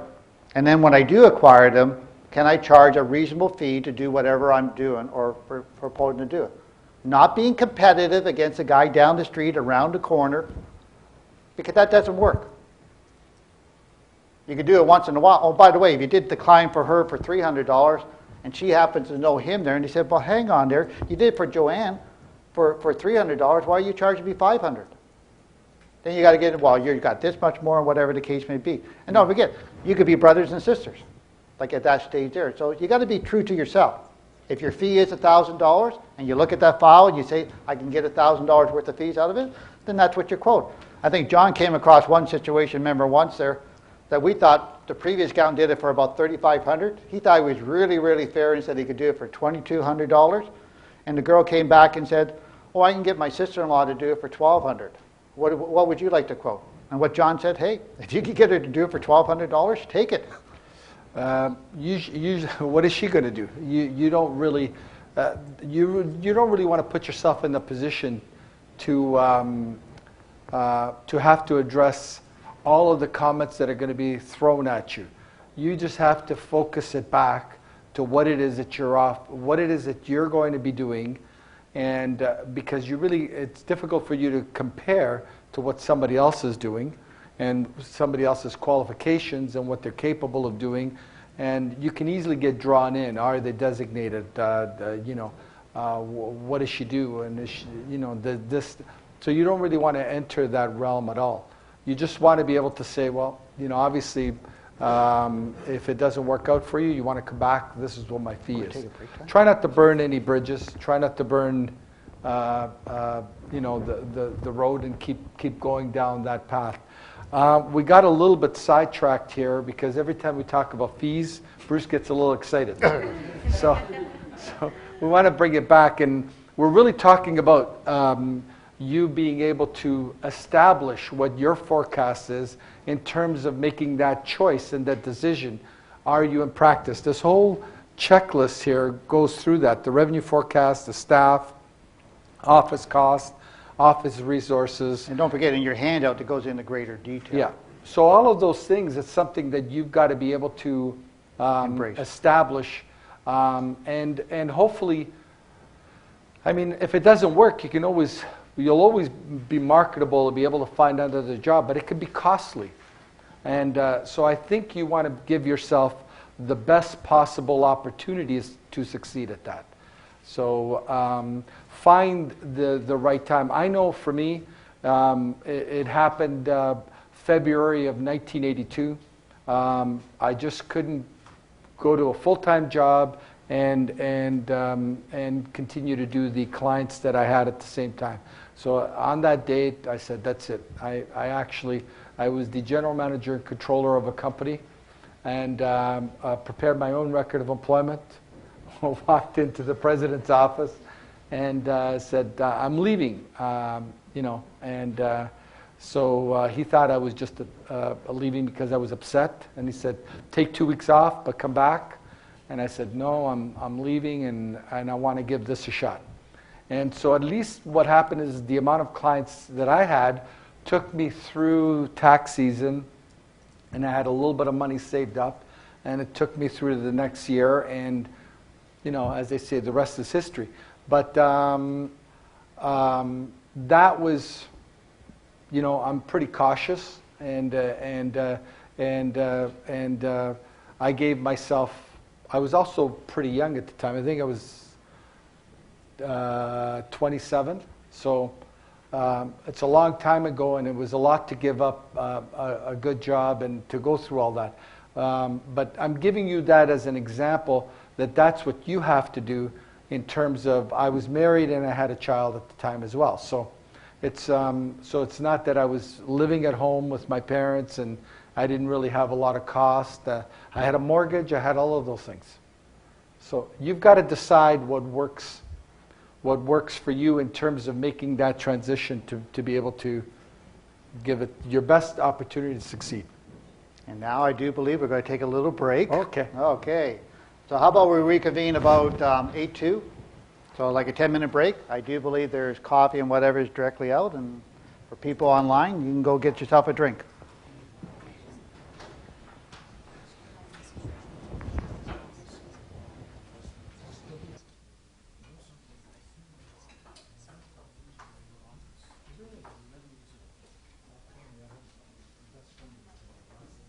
A lot of interaction.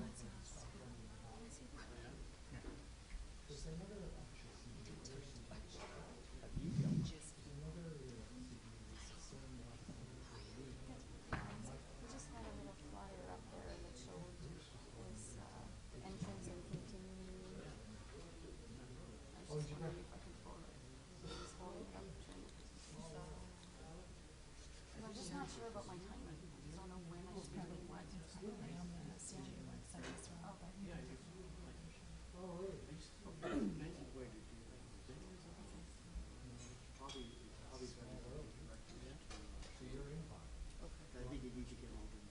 So this is really specific. Yes, that's very specific. Okay, that's what I was.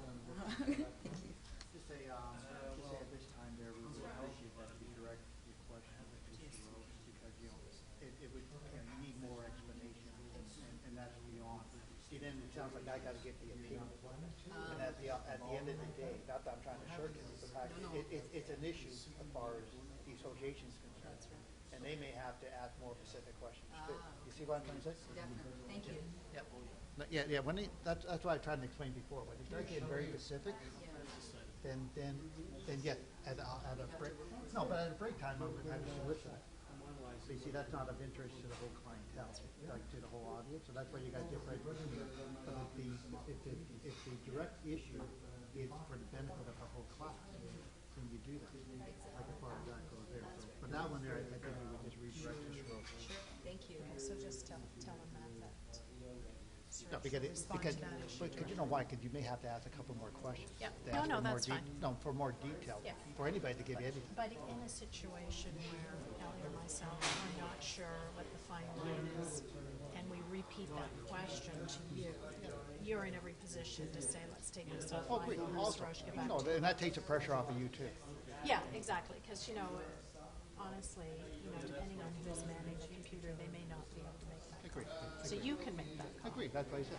Or I can't talk it right now, I'll get back to you at lunchtime, or get back to you at, like a break time. Because that's the other thing we do. Because especially when I do like a task course, like everybody wants to jam, and then they come up and ask very specific questions. I say, well, hang on, that's a little bit too finite. Yeah.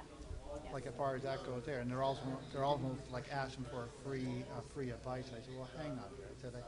I said first I could never give you the absolute answer because I would have to ask a lot more questions. But generically, this is the area. Quick question. Yeah. What are foreign pensions, right? If someone gets a pension from another country, how would they record that on the tax return? They would put it as other income. No, there is other categories of say other foreign pension. Like as far as that goes, it depends which tax program you use. Okay. But whatever that pension is, you would have to convert it to Canadian dollars. Right. And then whatever the pension comes from, the country, you got to see if there's a tax treaty between that country and Canada. Right. And some pension may be exempt. Some pension may have reductions, like you may only have to report a third.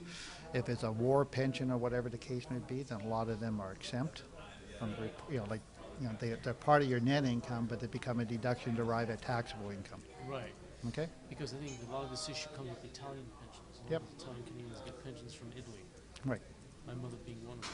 Yeah, so you got to report it and convert it from euros to Canadian dollars.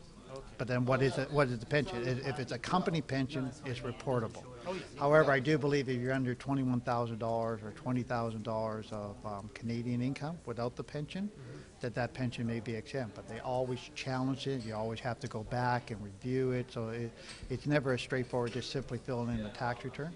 Right. Okay? Okay. Okay? No problem.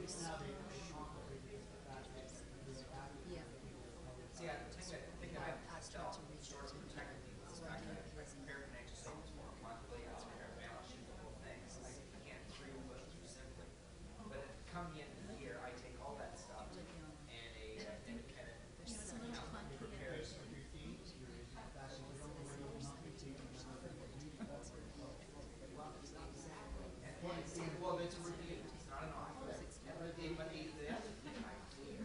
Just checking, make sure you're paying attention. I work for totally above board. And when I first hired me, they brought me into straight down with the was. Well, one of the first thing I found was that now she's in real estate. Nobody's making all this money. Well, and now he's back in this position where he's having loans. Now he's saying, no, what he should be doing is pulling $240,000 out of companies. It's the lifestyle issue.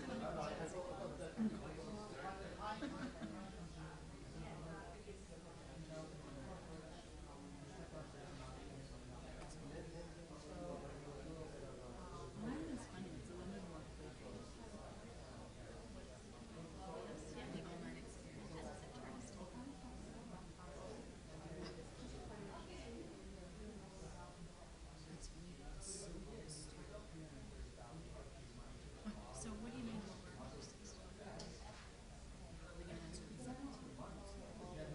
Check this out. We need to get 12. Yeah. So we're just so it's a bonus question. Bonus.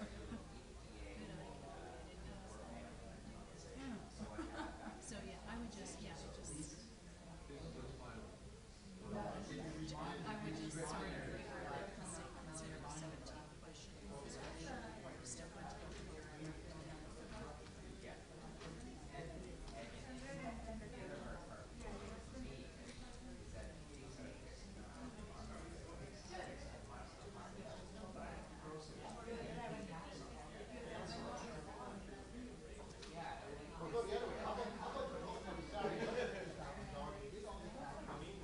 And he has a tax liability at the end of the year.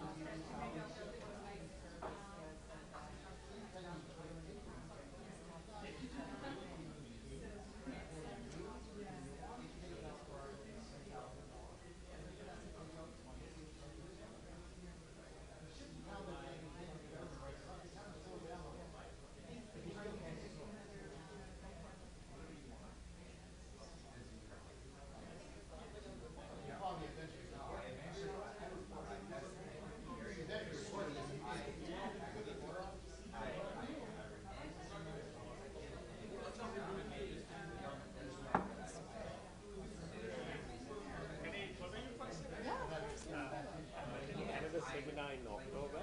I registered for the in-house seminar. Is it possible to switch to the webcast? So whom I should tag? Just send me an email. Okay. And say, oh yeah, I'd like to register. I'd like to transfer. You are the one who sent the email? Yes, yes. Okay. So I will. So just say I want to transfer from in-person to webcast, and I'll switch you. Okay. Okay. You're welcome. That's fine. I'm already.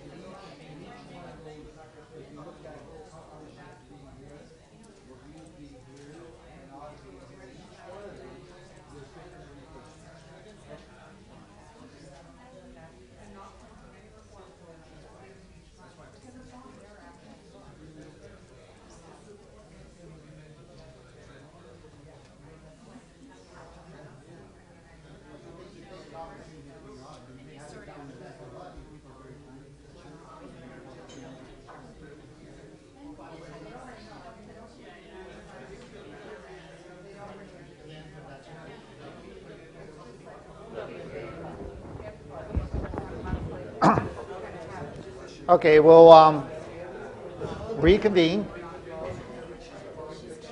Okay, but you remember what I said earlier? This is exactly what I want. You talking with each other. Okay, this is where you're going to develop your own what we call networking, and that's very good and very, very astute. Okay? Am I on? You're on. Okay. All right. So Okay, so we left off at revenue forecast. The next one underneath there is staff, which may be a little bit premature at this stage, especially if you're considering just starting a practice. But you should never avoid that consideration. If you got any aspiration of acquiring a practice from somebody else there, you may have to go out and get your own staff, or you may actually inherit the staff members that are involved with that particular practice. So I mean, it can get pretty dicey acquiring a practice, because what the other stuff is, if you are acquiring existing staff members, there's always that personality standpoint there. These people may not be the people you're happy with. So you may have to always take that in consideration. But if you all of a sudden got a block of 20 or 30 new clients there and you were just working by yourself, obviously you would like to try to do it all yourself, but you're going to get swamped. So again, we'll talk about that a little bit later. Office costs.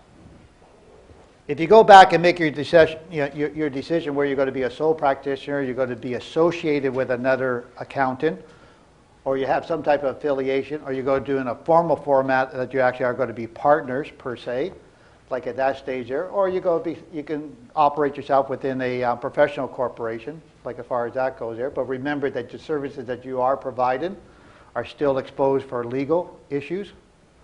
All it does help you, supposedly from an advantage standpoint there, it gives you the fact that you could do a little bit of tax savings.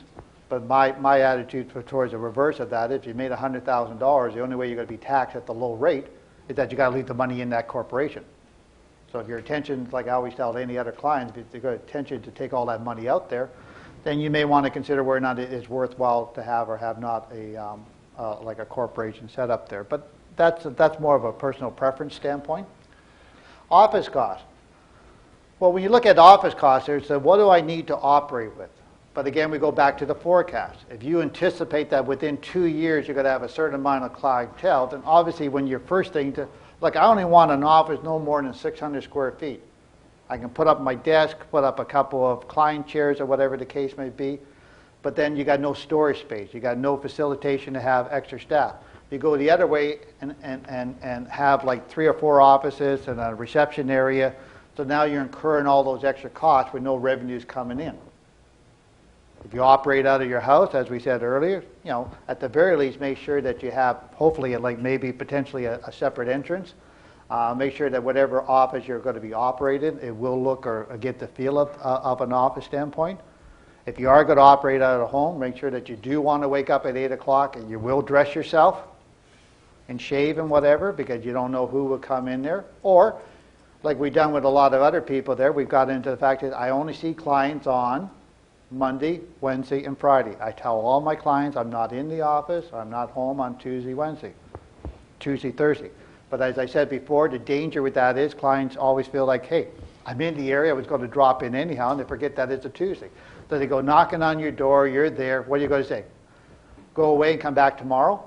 So the odds are you're going to probably say, come on in, let's have a chit-chat. But if you didn't have a chance to dress properly, you didn't have a chance, and if you happen to be a guy shaved, like a part, you're a girl, you didn't put on your makeup, did your hair, whatever the case may be, then you may get a wrong impression towards people. So like these are the things you have to consider. Other resources is, well, again, as you get bigger into offices, what type of desk that you're going to have. Everybody likes a big desk with a big chair. Makes them feel important. But try to be practical at the beginning, like at that stage here. Also try to be practical that, maybe that you actually buy 2 desks, because you may have the lucky of bringing on extra work that you may bring somebody even on a part-time basis. And don't forget, talk about part-time basis there, you can actually potentially work for another accountant on a part-time basis. Work on a particular file, to get an individual experience or whatever. So in other words, you're a subcontractor towards somebody else. Or you can have people come in to be part-time working for you to get over a certain busier time or whatever the case be, ignoring tax season. All of a sudden, you have 5 or 6 files that you have to do there. You know you can only do 2 or 3 on your own, but you still have to get the other 2 or 3 out. So you may have to want to bring somebody out to sub it out there, so you're still controlling it and supervising it and whatever, but you have meet your deadlines and whatever the case may be. The only other thing that I probably would add is take into consideration other professional offices, whether it's a lawyer, insurance, other accountants. If they have one office, a small office, and you can make some sort of an arrangement, and that fits in your budget, that might be a good transition. You've got a formal location. The other thing is if it's in a lawyer's office, there may be some referrals that go back and forth. Insurance is also great as well. So again, we're looking at trying to come up with your costs, but also trying to establish a base for you to generate revenue from that. So although there's a cost attachment to you having that office, but there may be use of a boardroom. If it's another accountant's office, there may be some sharing with software and you know, like in terms of it becoming more economical. So there's a lot of other things. And also the expertise. We have some other professional accountants in our office, and so every once in a while they'll just stop in and start posing a question. And so that's something that has a tremendous amount of value, that there may be costs associated with it if it goes beyond a certain point, but if it's just more casual of directing you in the right direction, that kind of a situation, it may be beneficial for both. You know, they have a tenant, and you're a happy tenant, and your practice is also growing as well, right? So I think we're at the end of this slide. Planning your practice. Practicing alone or with others. I think I was asked this question at break. What do you find the benefit of having a partner? And obviously, one of the things that I came up with was a synergy. We've often worked on files independently, and it just doesn't work as well as when we work on a file together. And we have different aspects of that file. Obviously, there's a requirement when we're dealing with reviews and audits. Those files are reviewed by multiple people, so there's also that benefit that we have. But in actually working on a file, some of our larger files, 2 or more of us show up. Even for some of the bookkeeping engagements that we have, we find that if they're large enough and they have staff and the type of bookkeeping we're doing is pretty specific, that what they're not capable of doing, we might send 2 or 3 people to that engagement, and they're able to do it in one day as opposed to one person staying there 4 days or maybe 5 days, because 3 people can just do a lot more than, and also have different levels. You know, there's something that will have different rates. So, you know, clearing checks as an example doesn't take a lot of sophistications for something like that. We have a large client right now that they actually have so many checks that they send them out to get cleared, and then we get a report back as to what's outstanding. So you've got to tailor what it is that you do in terms of where you're at.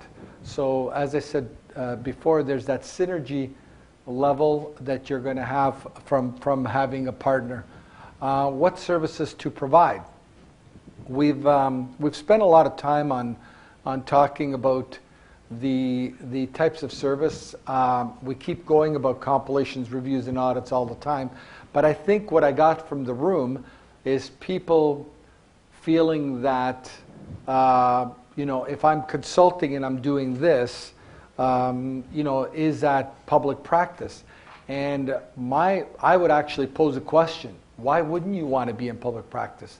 You want to be able to offer, the more services you're able to offer, the better off you are in terms of the types of revenue that you're going to be able to generate. So why restrict yourself in terms of saying, you know, I'm stopping at a trial balance, as opposed to saying, here's my file.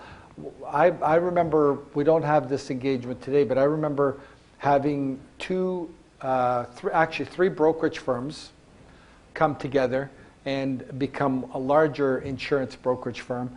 And so obviously each broker brought their accountants to the table. And so it was down to us taking over part of it and another accounting firm taking part of that work. And I said, let him do it all. And he said, let John do it all. And at the end, they both wanted us involved. So when I completed my part, I still completed it as if I had finished the file in terms of having the financial statements. And when they went over to the other guy, he reviewed it and he issued the statements on his letterhead. It was more costly, but that's what the client wanted. So as opposed to saying, I'm done here, usually when the year end was up, one of our staff member would go to the other. This was a much larger firm.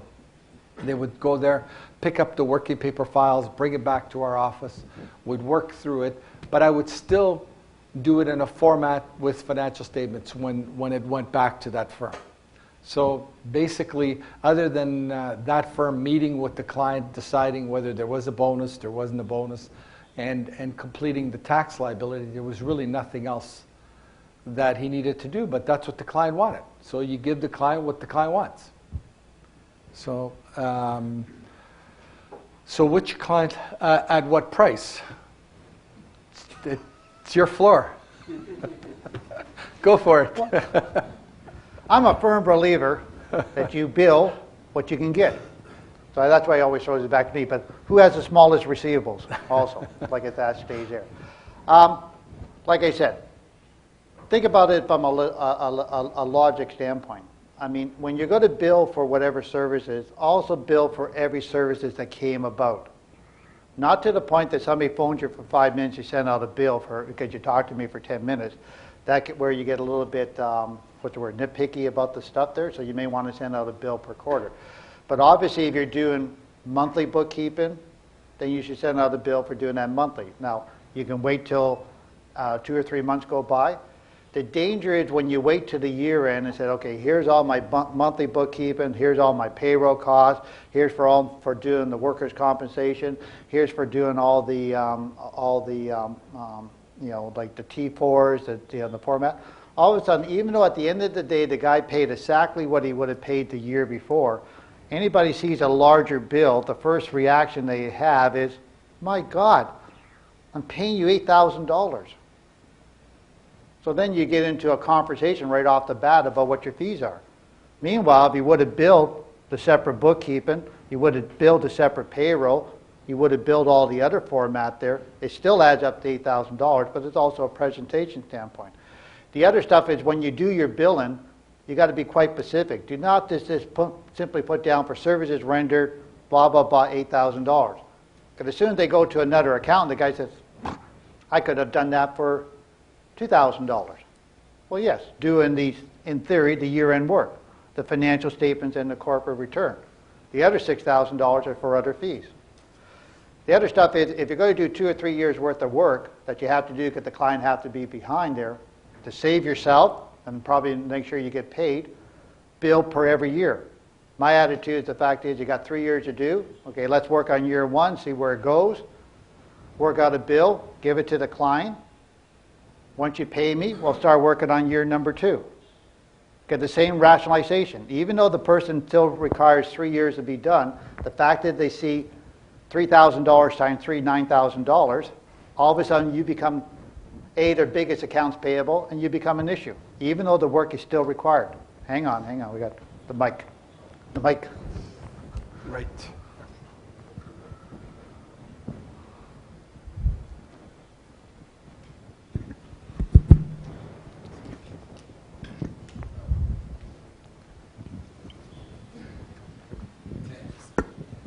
A quick question, how acceptable is retainer?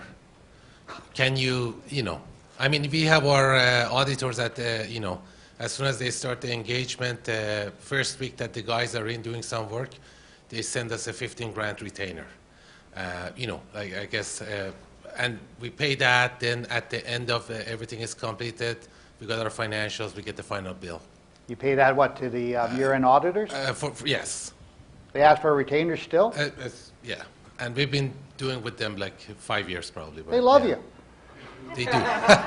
And our year end is in July 31st, so it's summer. So Okay. I would say that in each level, there's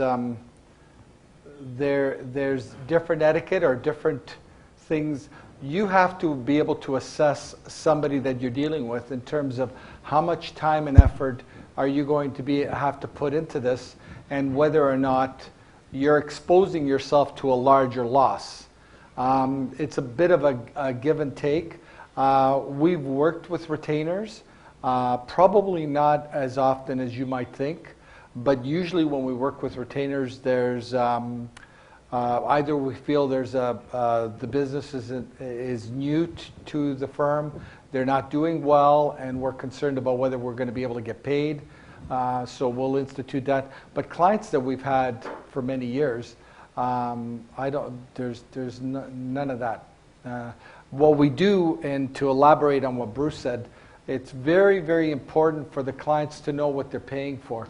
So even if the bill is at the end of the year, for you to detail all of the things that have been done for that year and actually indicate what the cost is of those can work in your favor. It could also work against you, but it can work in your favor in terms of being able to say that, those are things that we're currently doing, but if you do them yourself, you can save that component of the bill. And because the line is blurred. Not every client that comes in has the same skill set as the last client or the client you're already serving. So it's pretty hard. Usually when you're starting off, if you give clients some sort of an indication of what their monthly cost is from bookkeeping and things like that, it makes it easier for them because they go, oh, great, I can afford it. I can afford the monthlies. And again, as I said before, if they succeed, you succeed. The other problem with retainers, at least from a personal standpoint, the fact is, if I'm asking you for a retainer, I'm also implying that, as John's saying, that I have doubts or I don't trust you. So you're caught between this real dilemma, like as far as that goes. So like I said, one way to do is to break up the bill for different services, or if you happen to have multiple years, break it up there. Trust me, it will help you. If you have to do the 3 years, you're going to have to take it and say, look, I'm estimating that it's going to be $6,000. I would really prefer to have $3,000. Because if it's a unique situation, then yeah, that's probably appropriate. But I do remember, and the reason I laugh about this is the fact that another accountant in your same position asked about that, and I said, okay, to do the retainer. And I checked with him 6 months later, and he had everybody on retainers, like as far as that goes there. And I really got the impression I was creating a monster here. And he said, yeah, but all these people are giving me a hard time because I'm demanding retainers. I said, well, that's your first problem. You're demanding a retainer. And they said, the unfortunate thing with business, there's a leap of faith on both sides. Like in theory, you're soliciting a service. The other thing you got to always remind yourself is the fact is that anytime you take on a client, it's almost like a pre-pension plan. You're never doing anything one time. Your intention is to do that client for a lot of years. So when you think about quoting a fee, it's better to get an unqualified, uncontested $1,800 fee than a contested $2,200 fee and the guy leaves. Or even a contested $3,000 fee, because if you're going to get $1,800 and it's a reasonably fair fee, and you get that for the next 15 years, it's worth a lot more. Because every client that I have, maybe I'm selfish or whatever, I believe that they're going to stay with me. And since we're here 35 years later, that general assumption followed that thing. Sure, some clients have dropped off, some people have gone, some people left and has come back to whatever. But the assumption is whatever I started off there, 25, 30 years later, they're still with me for whatever fee, like at that stage here. So from a personal standpoint, the whole idea of retainers, that's why I kind of laugh at it, like at that stage. But I find it very surprising. Now, we happen to be in the law building here, so I mean, so like you got to watch out there. They're very, let's have that retainer up front. I just, like I said, but the difference, figure out from a lawyer standpoint, when he asks for a retainer, he's usually doing a one-time, one issue, one job, one scenario. And it's usually volatile and very emotional. So it is a catch-22. You're doing it majority of the time with the intention of doing it for multiple years. Okay? Just don't take on big work that you're doing a lot of it. The other thing you always got to watch out for from a fee standpoint, let's just say you did give a quote for $1,500. You get into the file, you run into a lot of problems right off the bat. Stop. Bring the client back in and say, hey, Bob, hey, Judy, I have problems here, one problem there, and I do believe that right now my fee is going to be whatever. So at the end of the day, you start off with $1,500, you wind up with a $3,000 fee, and you did not discuss it with the client, you're going to have big problem trying to collect it to the point that the client may leave, or you don't get even paid for your $1,500. If the client is fair on this out there, you say, well, look, I can maybe, like build it up to this time because this problem is your problem, this problem is your problem, this problem is your problem, and I had to do this to correct it, this to correct it, this to correct it. So if you take it from that standpoint there.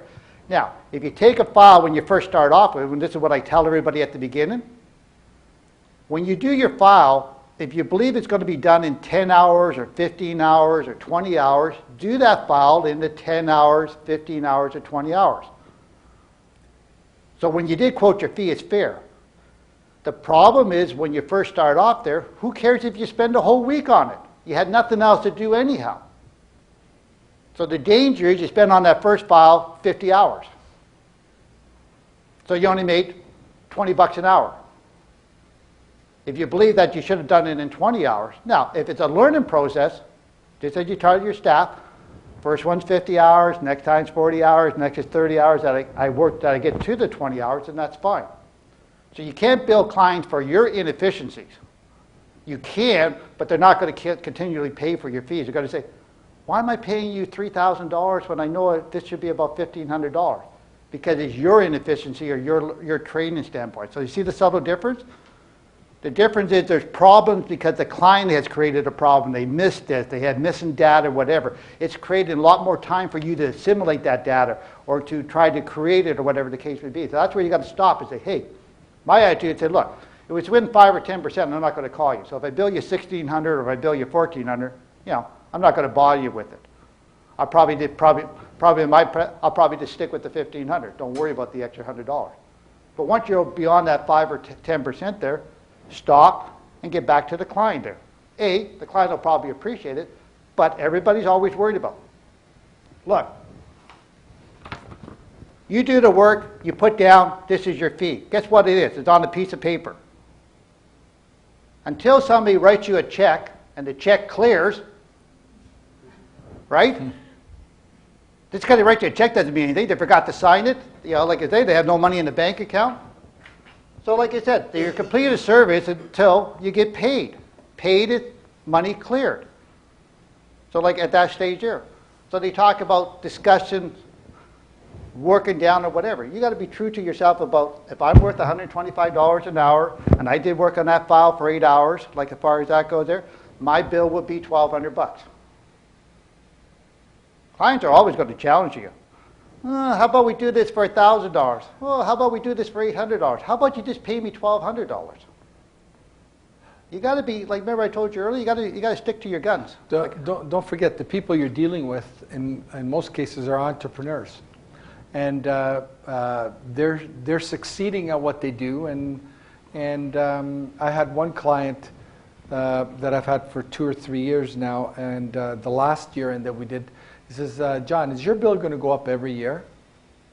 I said, well, I mean, if we're doing more work, you're growing, and we're spending more time, and you need this. Obviously, it can go up because our rates change. It can also go up because you're using us more. And so it's very easy for them in their business to see why they're spending more, but it's difficult for them to equate that your bill should be going up. So you've got to be, you can't offend them. You have to be careful on how you communicate with them, which is what we talked about before, but you require clarity. You've got to make sure that the client understands what it is that you're being engaged to do. Because clients will use terms like saying, okay, I want you as my accountant, I want you to do everything. So you say, well, what is everything? What do you need done? You know, what is your volume? What kind of a business? You need to establish knowledge or working knowledge on what they do, obviously, right? Because they're going to talk to you about it. You say, well, yeah, you'd be surprised at a client's perception as to how much money they think they made. There's one client that's actually gone like this that we've been servicing for quite a long time, and every time we finished the year end, he'd come out with his own numbers. And we were doing audits at the beginning, and then we dropped him down to reviews.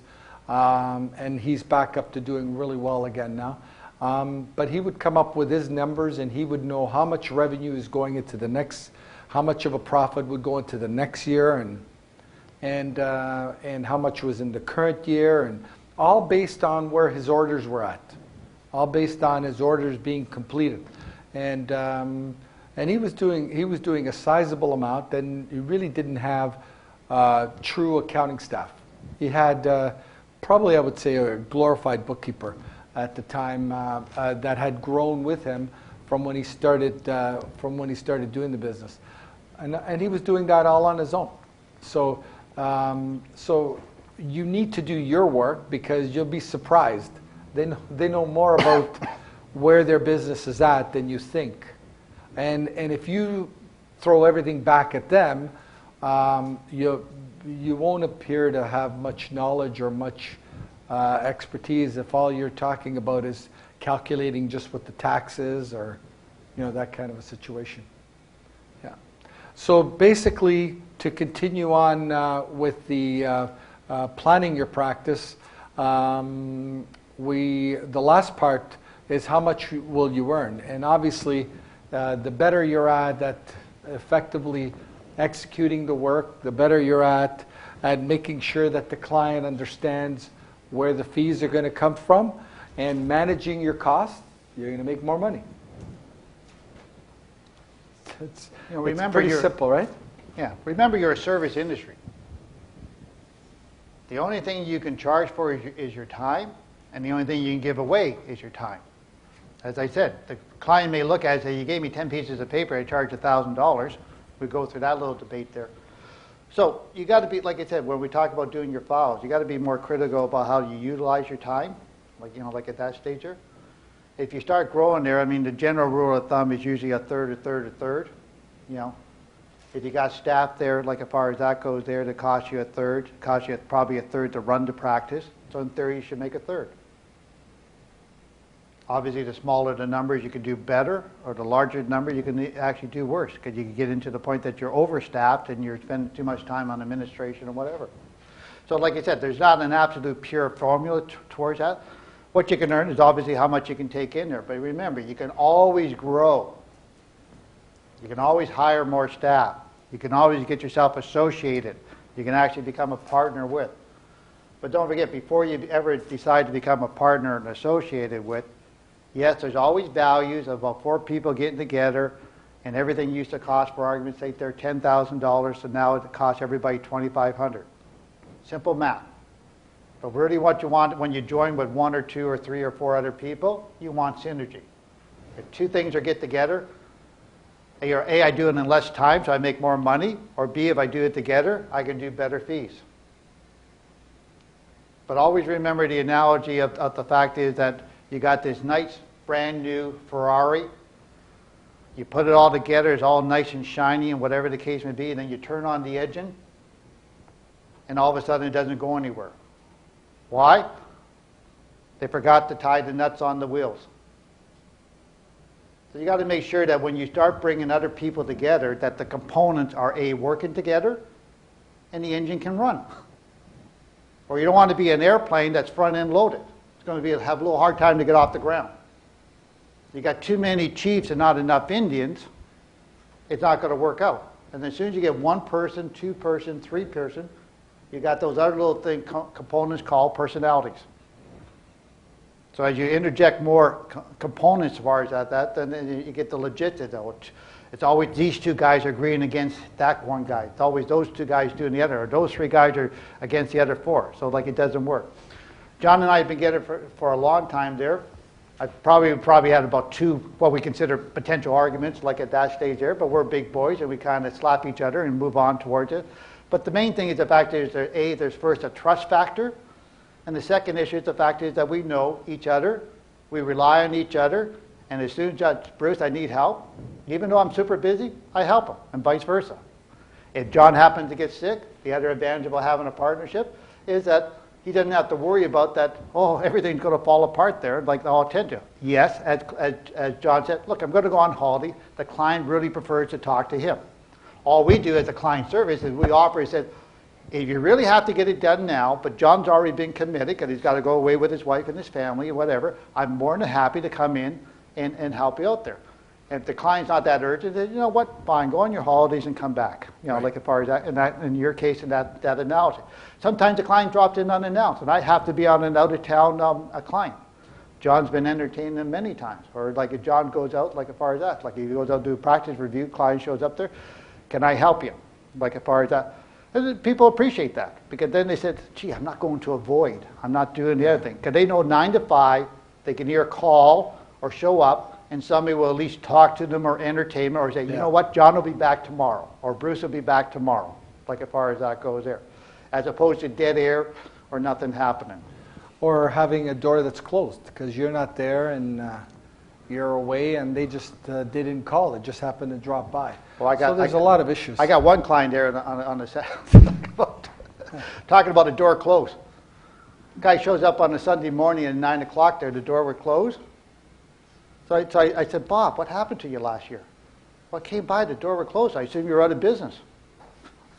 I said, why would you assume that? I said, well, no. They figured every time I came out here, the door was open there. So I said, okay, that's fine.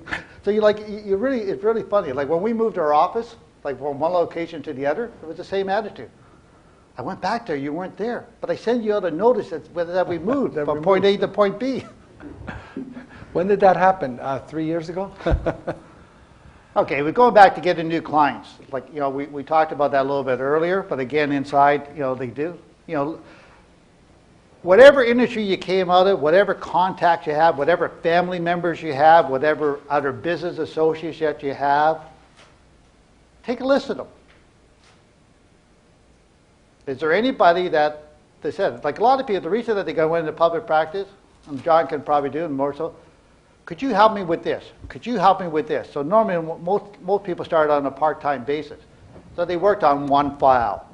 They worked on the other. And then they realized a lot of people wanted to do themselves. So then they finally, as John said, he took the hint that the fact is in February of '82 that, hey, I got enough work to keep me busy. I'm going to sever my ties and move on and be a full-time practitioner, like at that stage here. That's a nice evolution, like in the normal format, like at that stage here. Yeah. Today's marketplace and the other format it could be a little bit harder. Mm-hmm. Make contacts, go with a different function, like as far as that goes there. Make yourself known. Set up a website, like doing the format there. But always, always, always remember the fact is, don't get frustrated because people don't come right away. The only time they normally come right away is the fact that they have a real issue right away, or they've been referred to you for whatever issue, probably for a particular issue right away.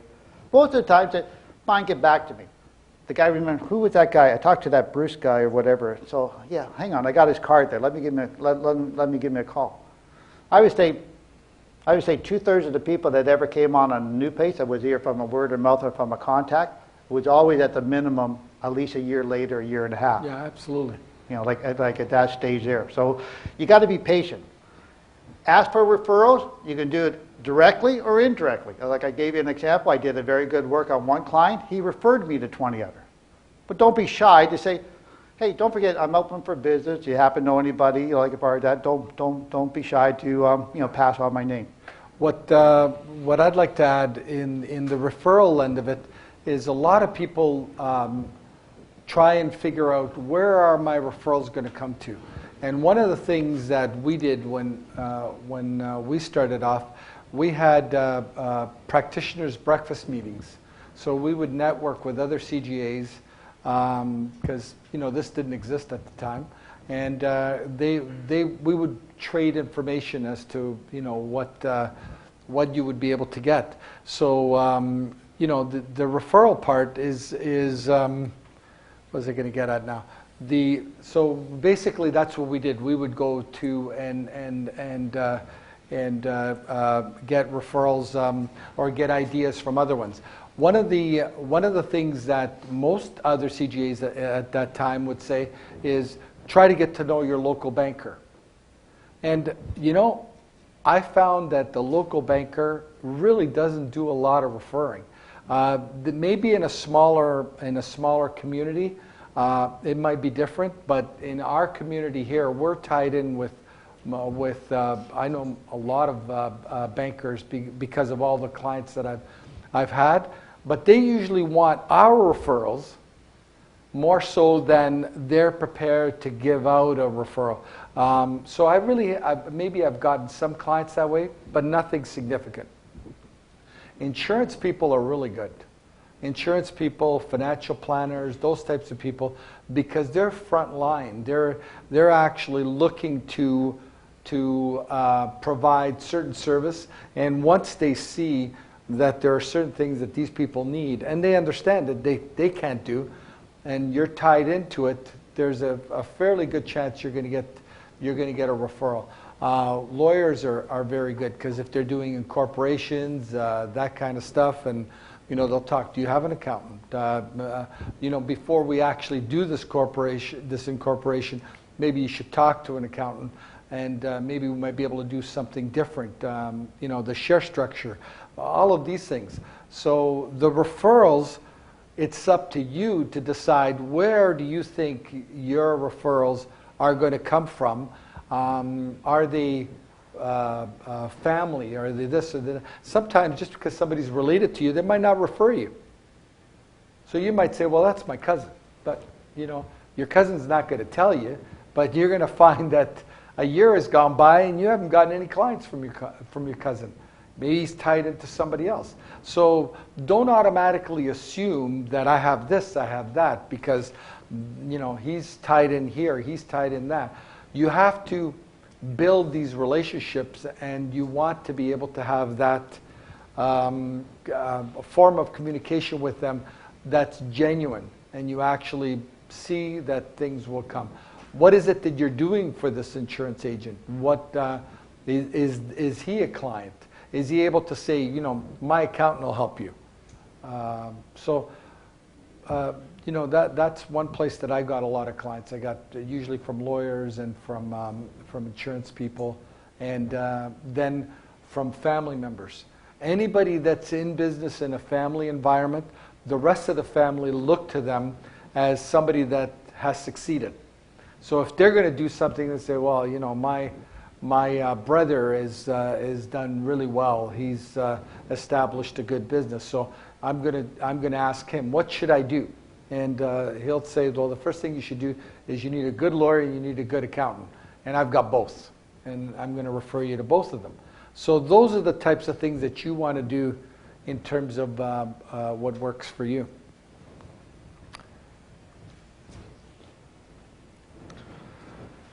Okay, so a CGA practice business plan, like this is your own, so like you got, like I said, as we said earlier, you got to kind of do like a little bit of a forecast of where you're going to be in 6 months, a year, 2 years. I think 2 years is not too far-fetched. It's like any forecast beyond a year is always very subjective, but you got to be pragmatic. Think about setting this up and into Revenue Canada to get a response. Maybe the total time is an hour. But by the time you actually write something in, send it in, and get a response, it's 9 months later. Because, things just don't work about it. So I always have to remind clients that the fact is, they got to be patient, that is still percolating per se. So take it in the reverse from your practice standpoint. You got to look at it, the fact is, nothing will be immediate unless you buy an assistant practice. But even if you did buy an assistant practice, when are those revenue streams going to come in? Are they going to start February the 1st because it's primarily a tax practice, like, from that standpoint there. Management and organization, it all depends what you're starting off with. If you're starting off with yourself, be true to yourself. Make sure that you work in the thing. If you only got 2 days worth of work, what are you going to do for the other 3 days? Will you sub yourself out? Will you do a little bit of mining, going out there trying to raise new clients, trying to do referrals or whatever? Always try to be productive. Or maybe that's an off day and it's coming up there. I'll take a new PD course. Something that's interested in me. I got to take it anyhow, so I'll take that in consideration at that standpoint there. Marketing, we talked about it earlier, all the different ways that you can market it. We are in an internet society, like as far as that goes, so if you're not there like us old guys there, better get used to it, like to move on to it. My funniest analogy was always in the concept of when the fax first came in. I remember when the fax first came in there, it came on that little onion paper. You used to get this one piece of paper coming through, and everybody said, "Ooh, this is great." And then the people started, primarily lawyers, they would send you 2 pages. And they figured, you didn't have these pages cut, and the stupid little thing used to curl, and then after it got brittle. And then they got into the proper paper. So now they got really adventurous. They didn't send 2 pages. Now they send you 10 pages. And one time the person sent me with like 50 pages. I said, "Look, bud, if it's that many pages, can you courier it, like as opposed to doing it?" And then we got onto the email and the internet. People don't send me a quotation of one little paragraph me. They send me the whole book. And said it's on page whatever. So when you open it up, hey, hang on there. I got 555,000 pages here. I only really want to do at the other stuff there. So technology is great. You have to move with the technology as far as that goes there. So how you market yourself, as we said, are different. And the financial plan is a financial plan for you to succeed. Ideally, not to put any disrespect on the better half, he or she, if they happen to be independently okay, whenever they got a better job or their financial, that gives you more of a timeline to allow you to go into the practice. But I really believe that if you're not starving or you're not hungry, you got to sleep in those 2 extra days. You're not going to shave. You got to have a little urgency to yourself there. I got to go get clients. I got to do work. So yes, it's a nicety that the other better half, he or she, is doing okay to afford you the time, and that's probably the best solution. Or you build up enough of a nest egg that affords you, that allows you to run that 6 to 12 months for the next time frame there. If after 12 months you have no clients, then you're going to have to be pretty optimistic to go into the second year. So I mean, hopefully within the 12 months you will have some clients. Obviously not enough to maybe justify it, but as I said, it's like a slower process, like at that point there. So you got to at least be prepared to do 2 years. The most ideal time, historically, it's the fact is because the open up marketplace. A lot of people think about getting in as far as like November and December, with the attitude of being prepared to have everything ready for the 1st of February to take the advantage of going into tax season, at least at the very minimum, doing personal returns. I'll remember, 70% of the corporations that have year ends are December year ends. And most of their financial reporting have to be done anywhere from March to June 30th. Yeah, busy time. Busy time. So like at that stage there. So if you ever think about going into it and you don't want that timeline to be too large or whatever, then obviously right now or the next month or so is probably the better time to think about it. Because you really don't want to spend a lot of month or so like in February and March trying to establish your practice there, and you're letting a lot of potential revenue going by there because you should have hopefully had them all lined up from that standpoint. Like at that stage. But you're not going to get super rich making tax returns unless you're doing very more sophisticated ones. Yeah.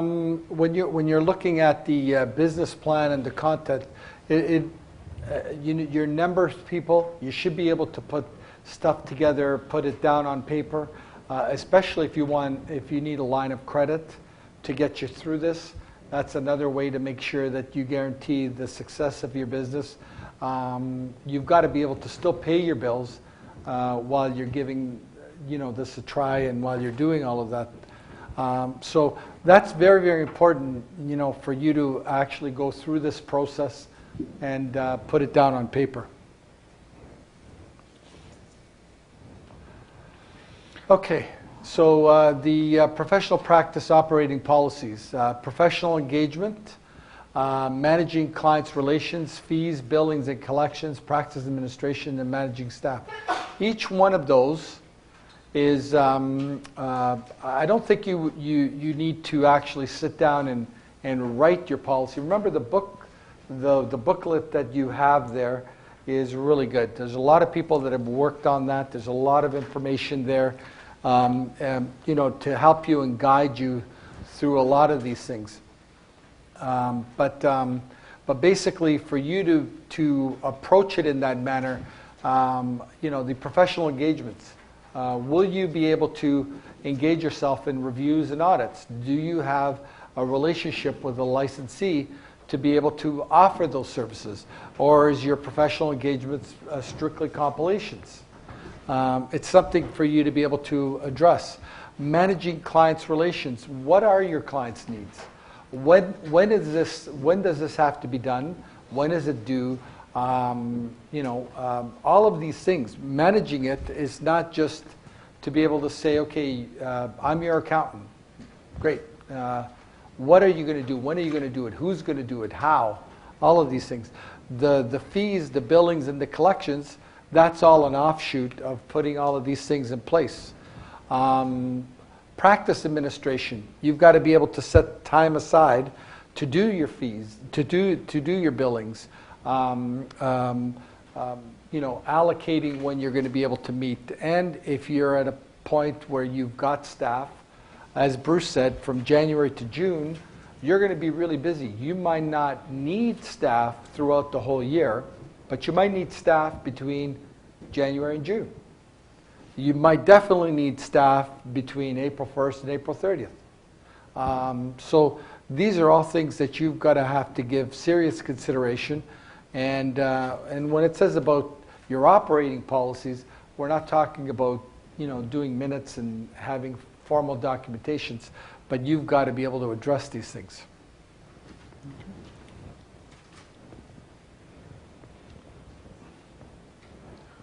So questions? Okay, when you actually are performing a professional engagement, like as far as that, anytime that you and I want to dance, I asked you up for the dance. I phoned you up there. You're my date for tonight. So your date or your formality with a client is through the engagement letter. What it does is specifies exactly what you're going to do it, how you're going to do it, when you're going to do it, and preferably in there for what price. Whereas you're quoted on an hourly basis or quoted on a gross fee basis. Once you actually have sent out engagement letter, which is as one is your minimum requirement, you got to do the planning. So you say, well, let's plan it. Well, when are you going to do the work, and when is it required to be done? And what are you going to do? What are you going to do, and for who are you going to do it for? In other words, a corporate return is not due for 6 months after, but if the thing owes money, it's got to be paid 3 months after, as long as it's a small business. If it's any other business, it's 2 months after. But maybe you already signed a banking agreement, and the banking agreement wants it within 60 days. So if you don't want to break covenants with the bank there, you got to make sure that the fact is whatever that year in is, that you're able or you can do to issue that particular statement within 60 days to satisfy the bank, which will automatically satisfy the tax requirement, which will obviously satisfy other requirements. So you got to know what is my earliest date, when am I going to do it, who's going to do it, do I have staff to supervise, can I supervise them, and will that work be done? Oh, by the way, the client forgot to tell you, oh, it's due by February the 28th there, but I'm leaving the country for a month on February the 15th.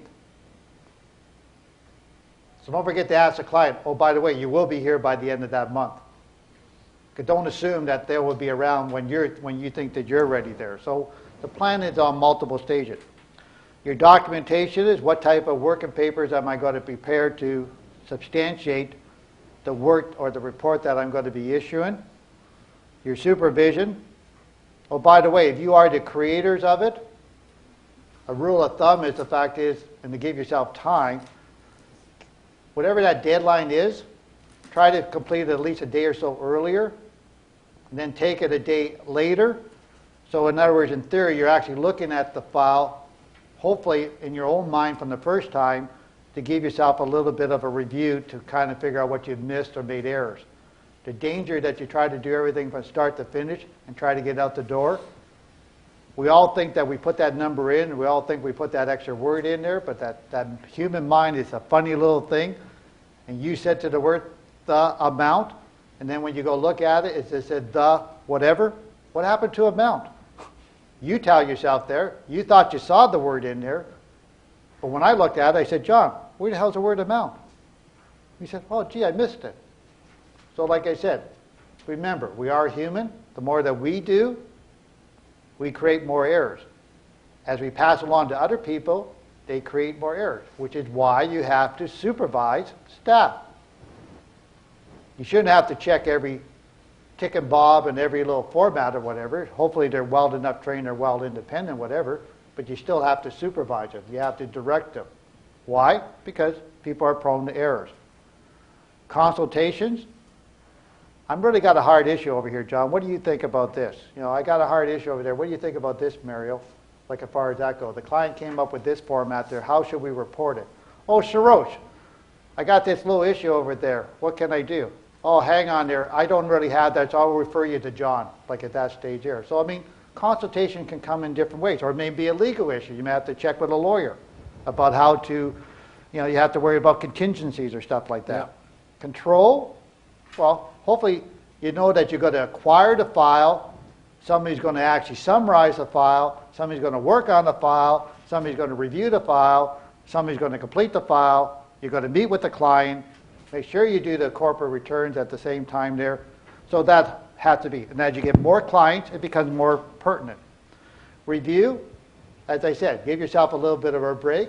If you happen to be in a group of people, you do it in the format. When you get into reviews and audits, it is a requirement that they are basically reviewed by somebody else. The financial statements, what statements are we producing and what report, and make sure that report agrees to the engagement that we started off with number one. Don't have an engagement and say you're going to do a review engagement and then wind up only issuing a compilation. You're going to have a little bit of a problem. And external review as you get into higher levels, financial statements, whatever you may have to do. So that's basically the format. Just a couple of comments. These are observations from practice inspection. For those who have never been in a public accounting office, you'd be surprised as to how they maintain their file. You should bind your file as opposed to having a folder with loose sheets.